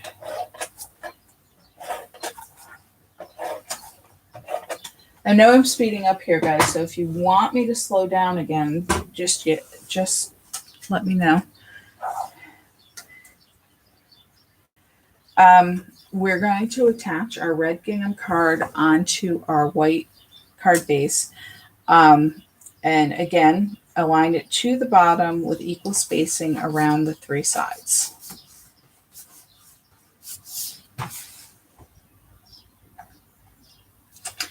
And then we're going to attach our fireworks panel to the lower right corner. And we're going to have about 1/8 of an inch border on the right and on the bottom. And on the right, it's actually, I put it right next to those, the points of the white squares in the middle there. If you want to use that to line up, whenever there's a pattern like that in the paper, it always makes it nice to have a line to line up so you know you're straight.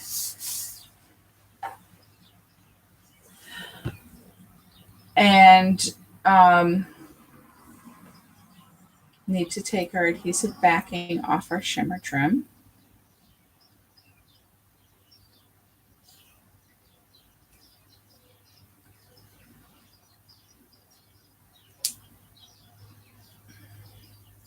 I had it and I let it go.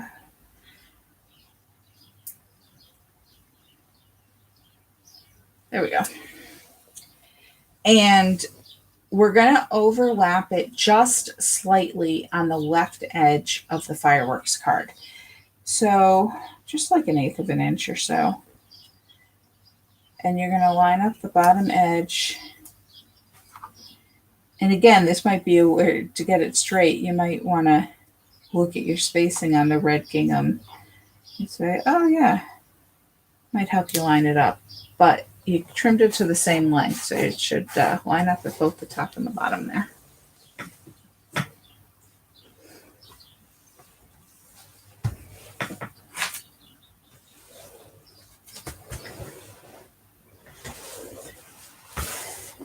And then we've got our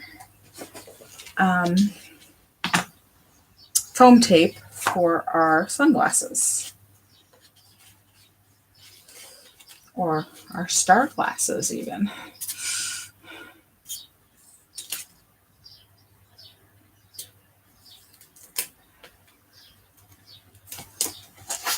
I'm holding this at an odd angle so you can see me cutting it. I don't know why.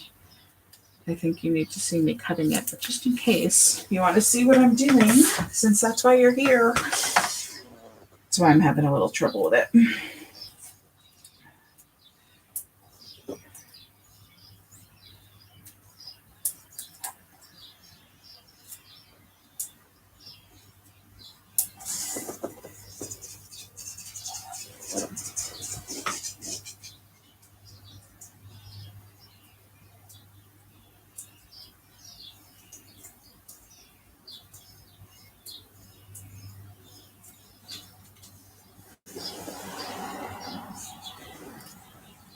And I'm going to just attach these up near the top left corner, making sure that none of the edges overhang the edges of the card.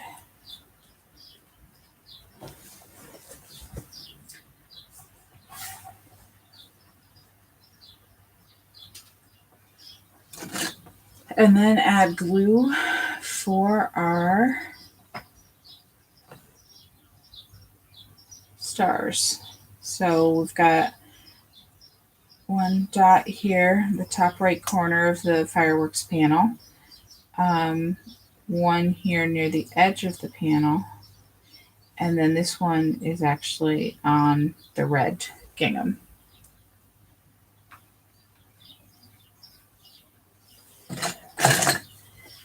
And we're going to put a gold star in the top right corner. And a silver star in the bottom left. You don't actually have to follow my colors. I'm just trying to tell you what I'm using. And a blue star over here. Although you can see I kind of tried to mix up the colors a bit since there are 4 colors. And there we go. And that's all there is to that card.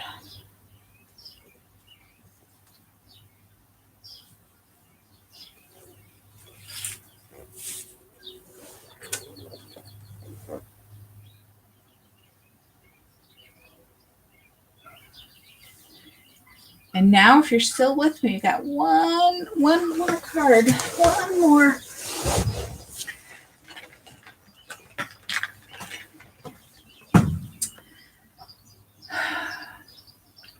And we're going to use the pinwheel card. And on one side, it's got the single pinwheel on red, but we're going to use the 3 pinwheels. And the panel that says, the card that says, if there are fireworks, warm nights, barbecues, and celebrations, it's got to be summer. And it says the same thing on the back in the light blue. So the only cards I did not use in this set are this Home Sweet Home, this banner card, which, as we talked about before, would look nice inside one of these cards if you wanted to use that as a message. And then we still have a flower cluster on this card we can use, and this stripe if we need an accent somewhere. So for this little pack of cards here, we made good use out of them, I think, which again is why I told you I had so many cards here. I hope I didn't overwhelm you. I hope you enjoyed the bonus.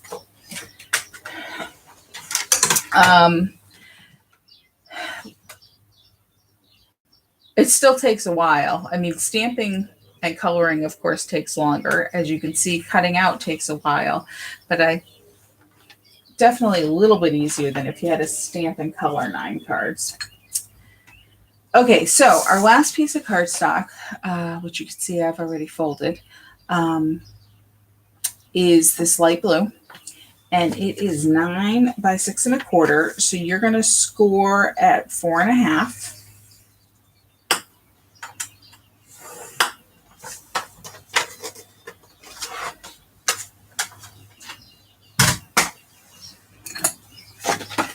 And fold.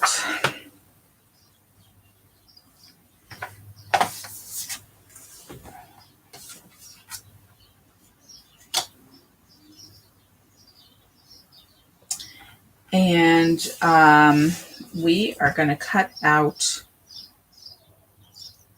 the pinwheels. Now, we do have to be a little bit careful on these because, see, they are close together in a couple spots, but we want to cut them out individually. You can't really see on the card, but there was enough space between them to cut. And because you've got a dark blue background on this card and a dark blue background of that card, you really don't see the edges.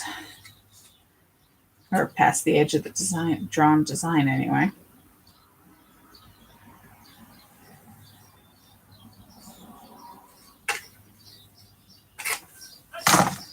Wrong scissors. So sometimes, you saw I cut up this handle, stick, whatever. And you would think, oh, normally I cut this way, but that's a little awkward. So what I'm going to do is I'm going to cut around this pinwheel first. And then I'm going to go back and I try not to cut from this edge as often, but sometimes you need to. And I'm just going to snip. And I didn't get quite all to the corner there. But I'm just going to snip out that little tiny wedge. And I'm going to do the same thing over here. I'm going to cut from this direction. Sometimes, well, and see, this is why I don't cut from that direction off, because you can't see as well. But I'm just going to clean that up. And sometimes it's just easier, depending on the shape of what you're cutting out. Sometimes it's just easier to go from the other way. This way, you know, you can wedge your scissors in there and cut. It's up to you, whatever you find easier. But if you're having trouble, you know, try turning it around the other way. Okay, this one I'm definitely going to cut this way because I'm in between this other pinwheel here. And I just want to make sure that I don't cut too big of a border around it, because then you won't have a border for the other pinwheel. And again, if it's too hard to wedge your scissors in there, you can just cut this way. And I did pretty good on that one.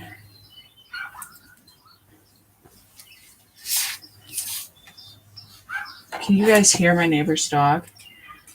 Yippee dog. He's been barking forever.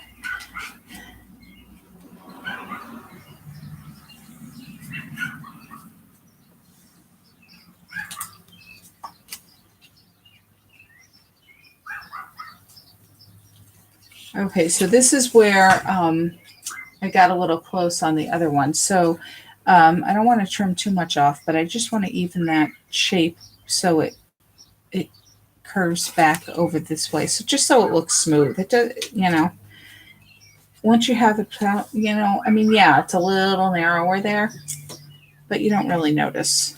As long as, you know, it's a smooth curve, doesn't look choppy, it's fine.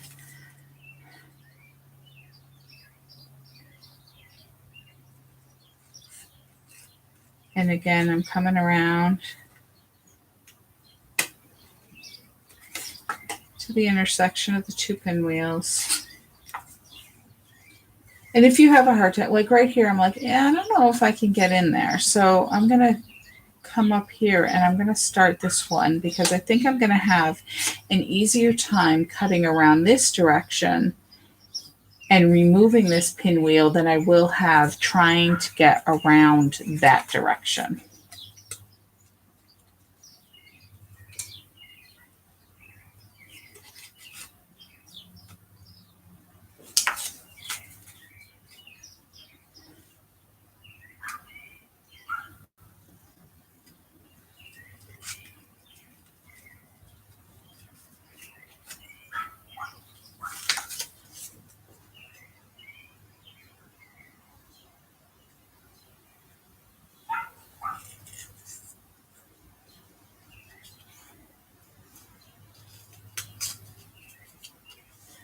Funny, I told Dave the class would last about 2 hours, but obviously we're well over that. I always underestimate. But you guys know that about me by now, I'm sure. Okay, so now that I've got that guy cut out, I can go back to this one, and now that that other guy isn't there in the way, so I can much more easily cut around it without worrying about cutting into the other one.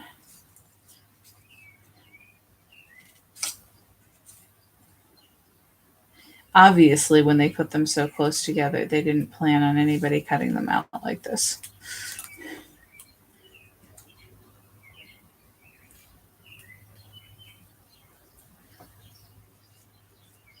All right, so those guys are good. And we are all done fussy cutting. just have to assemble. And you know the routine by now. Put the adhesive on the back.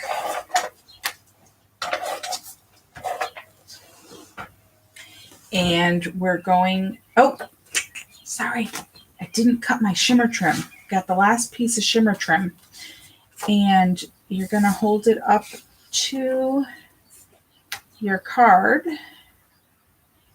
lining up one edge, and then trim the other edge so the strip of shimmer trim is the same length as the card. Now we can put the card down.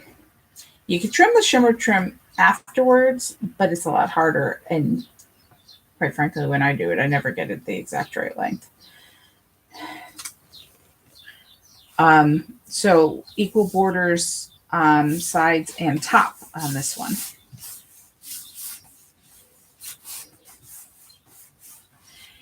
And then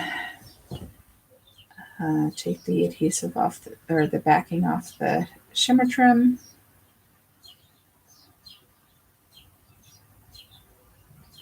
If you don't, I mean, this shimmer trim is awesome. If you have a lot of hard time taking the backing off and you don't like it, then we also sell, Close to My Heart also sells glitter paper, which are 12 by 12 sheets of just totally glitter paper.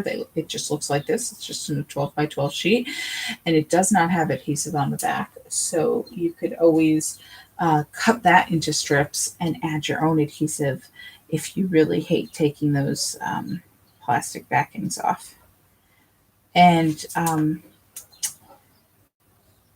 you're going to put this at the bottom of the card, overlapping, so that you have your 1/8 of an inch border between the bottom of the shimmer trim and the bottom edge of the card. I didn't get that quite even. That's better. So there you go. And now all you're going to do is put foam tape on your 3 pinwheels and add your 3 star sequins.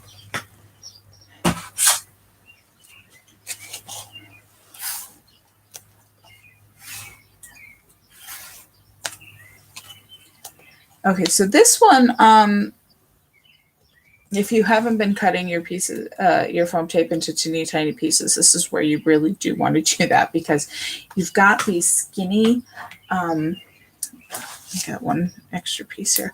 You've got these skinny handles, sticks, whatever, coming out of the pinwheels, and you want foam tape on them because you do want to support them, but you know, they're not very wide. So, and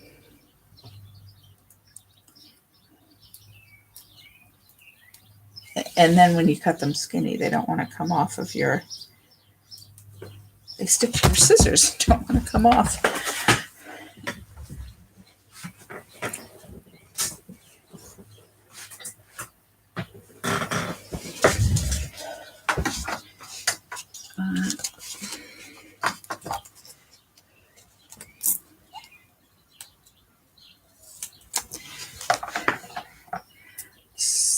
So I just cut a skinny strip, and for these longer ones, I'm just going to cut it in half and put a piece near the top and a piece near the bottom.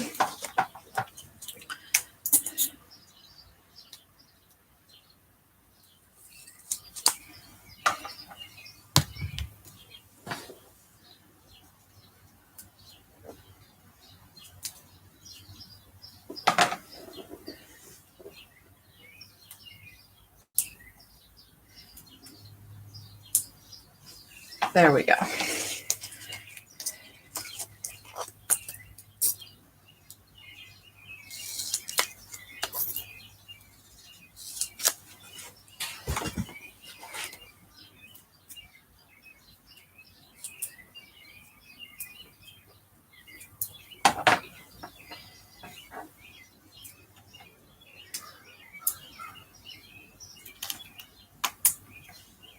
I like to put pieces like in the areas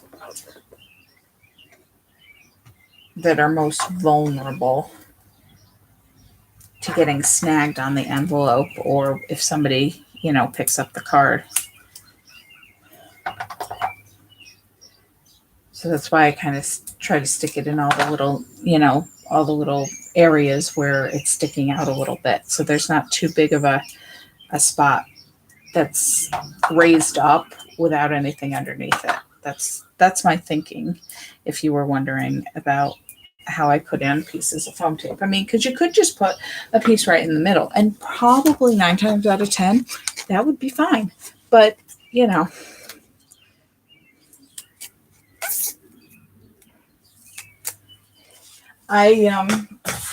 I tend to mail the vast majority of my cards. They are mailed, definitely mailed, and not hand delivered. So I tend to be a little more careful about assembling them for that reason, because I know they're going through the machines.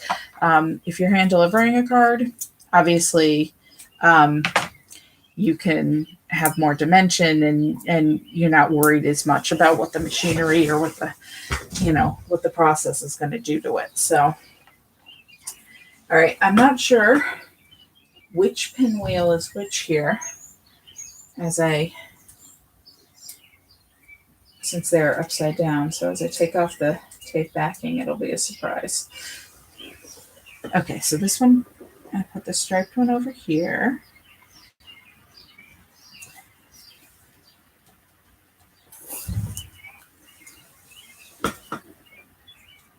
And now I know which is which, because this one has a slightly longer stick than the first one, the last one.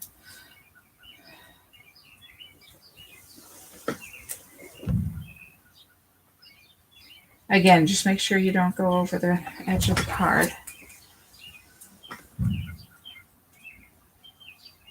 If you do that, you just need to use a bigger envelope. So it's not, it's not the end of the world if you make an accident. So this one overlaps the stick of the first one, which normally I'd say be careful where you put your foam tape, because you're going to overlap it, but it's such a small space that you can maneuver. But keep that in mind in other projects. This is the only place we have any overlapping, but if you have pieces that overlap with foam tape, there are times where you want to be careful about where you put the foam tape, because you don't want it 2 layers thick. Oh, thanks, Kathy. She was just saying these cards are worth the extra time. I'm glad you think so. And so apparently this card I went crazy, and I put 4 stars on them.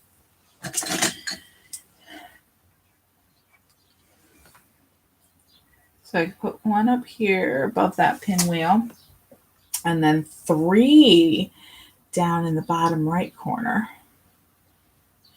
See, going crazy now. Never know what's going to happen with your sequins. Okay, so I put 4 stars, 1 of each color. So we got gold up in the top right.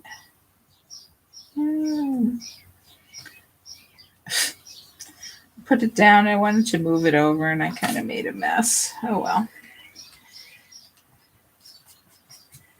I will wipe that up. It's the advantage of glue, dry and clear. And add a new dot.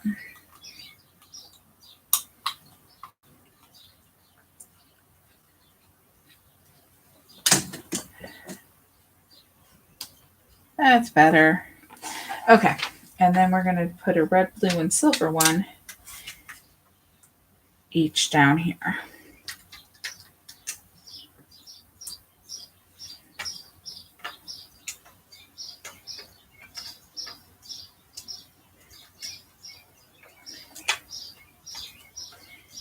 And we do have a couple of extra stars. So if you want to go crazy and put a 4th star on any of your other cards, you can do that.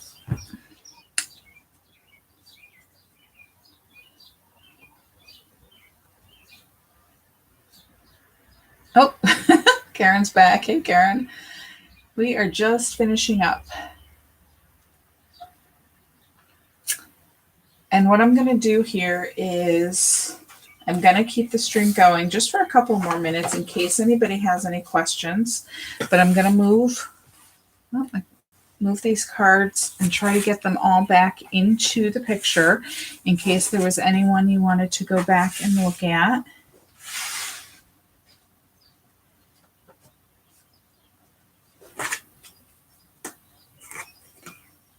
Oops.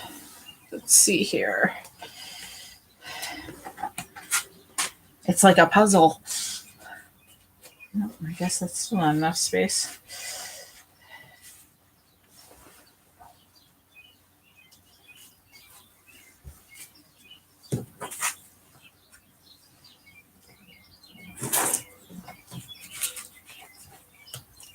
Yeah, there you go. You can kind of see them all.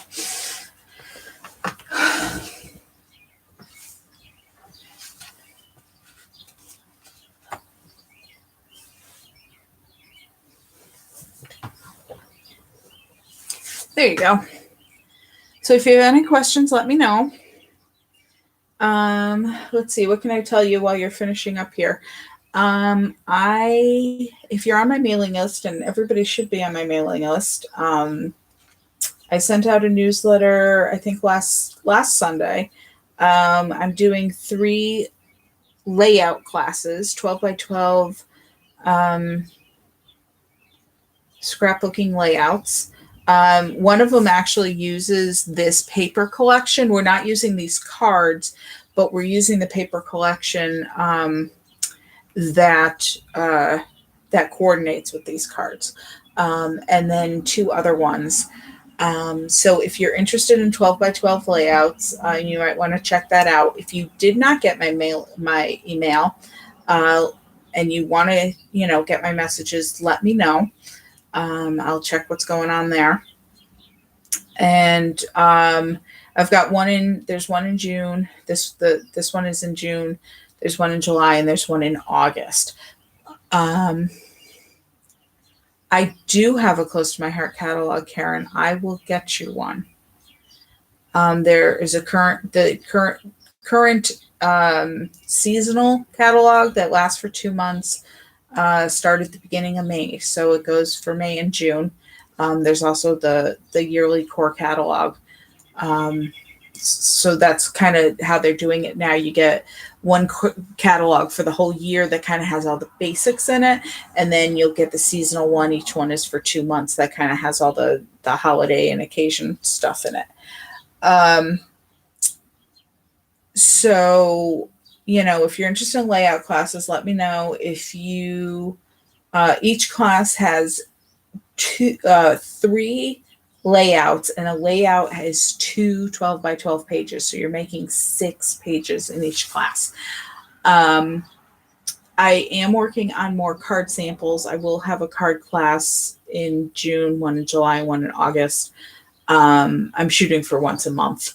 And I am working on some samples, and I just have to get those samples done so I can send out pictures and let you know. But if you want a sneak preview, my current plan is, I think this is going to be the June class.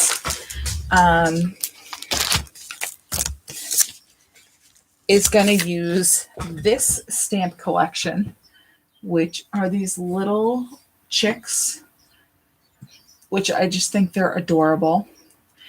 And I haven't exactly decided, but I think I'm going to do a couple of different coloring techniques. Like I'm going to show you how to color them with markers, how to color them with watercolors, how to color them with colored pencils. So you can decide how you want to color them in.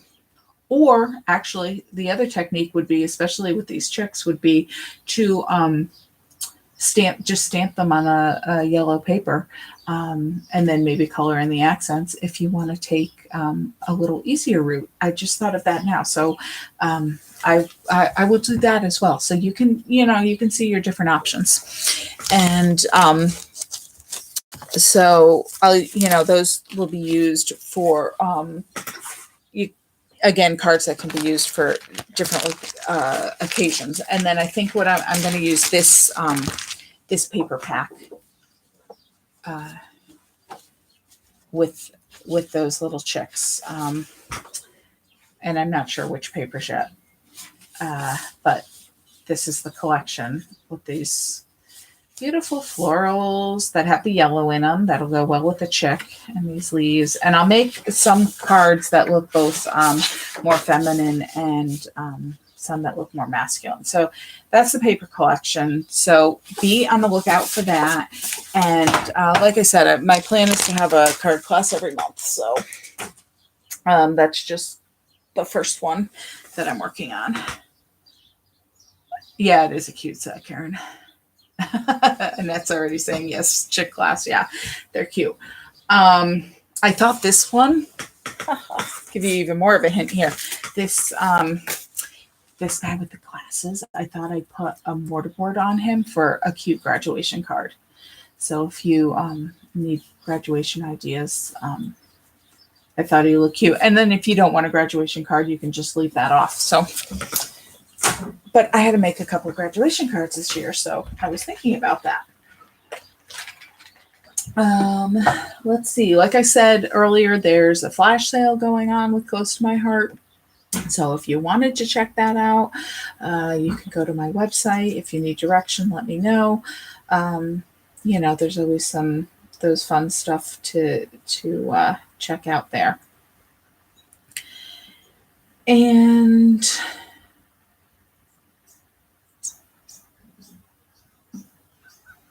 I missed Cheryl's message earlier. Okay. Thank you, Cheryl. I won't worry. Basically, I think pretty much everybody has said so far that they don't need that Let's Celebrate stamp. But if anybody wants it, I am more than happy to send it out. So just let me know. Okay. I will. Karen's asking me what my web address for my store is. It's gstumme, GSTUMME close to my heart, all spelled out, closetomyheart.com. That's gstumme.closetomyheart.com. Oh, I guess I can actually put in the chat here. I'm used to when you're not the moderator in a chat, you can't put links to websites. So I'm so used to not putting links to websites in the chat. But guess what? I'm in charge here. So I can actually do that. Did you actually? I don't know if you're. Maybe I actually have to put the HTTP in there.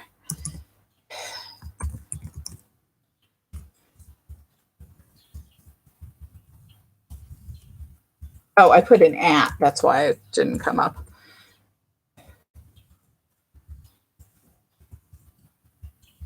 You feel like somebody. Okay, that didn't really work either. But anyway, you can copy and paste that in. It'll get you there. Oh.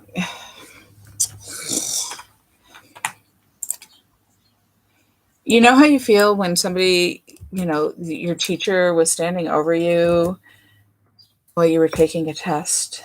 There we go. Only took 3 tries. That's kind of how I'm like feeling when I'm typing in the chat here.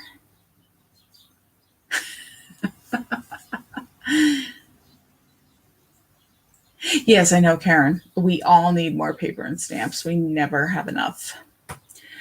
Okay, well, I am glad you could all attend, and I'm glad you like the cards, and I hope to see you soon. I'm gonna hopefully we'll be able to get together in person. I'm going to send out a message and ask people how they feel about doing classes in person versus doing online. I mean, there's definitely advantages to both ways, but I'm going to see how people feel, and we'll see how things go. But in the meantime, look out for my messages, and if you have any questions, just let me know. And Annette, I'm so glad you like these classes and you're getting back into paper crafting. It's fun. So I will see you all soon. Enjoy the rest of your evening and your week, and get some crafting in. Bye.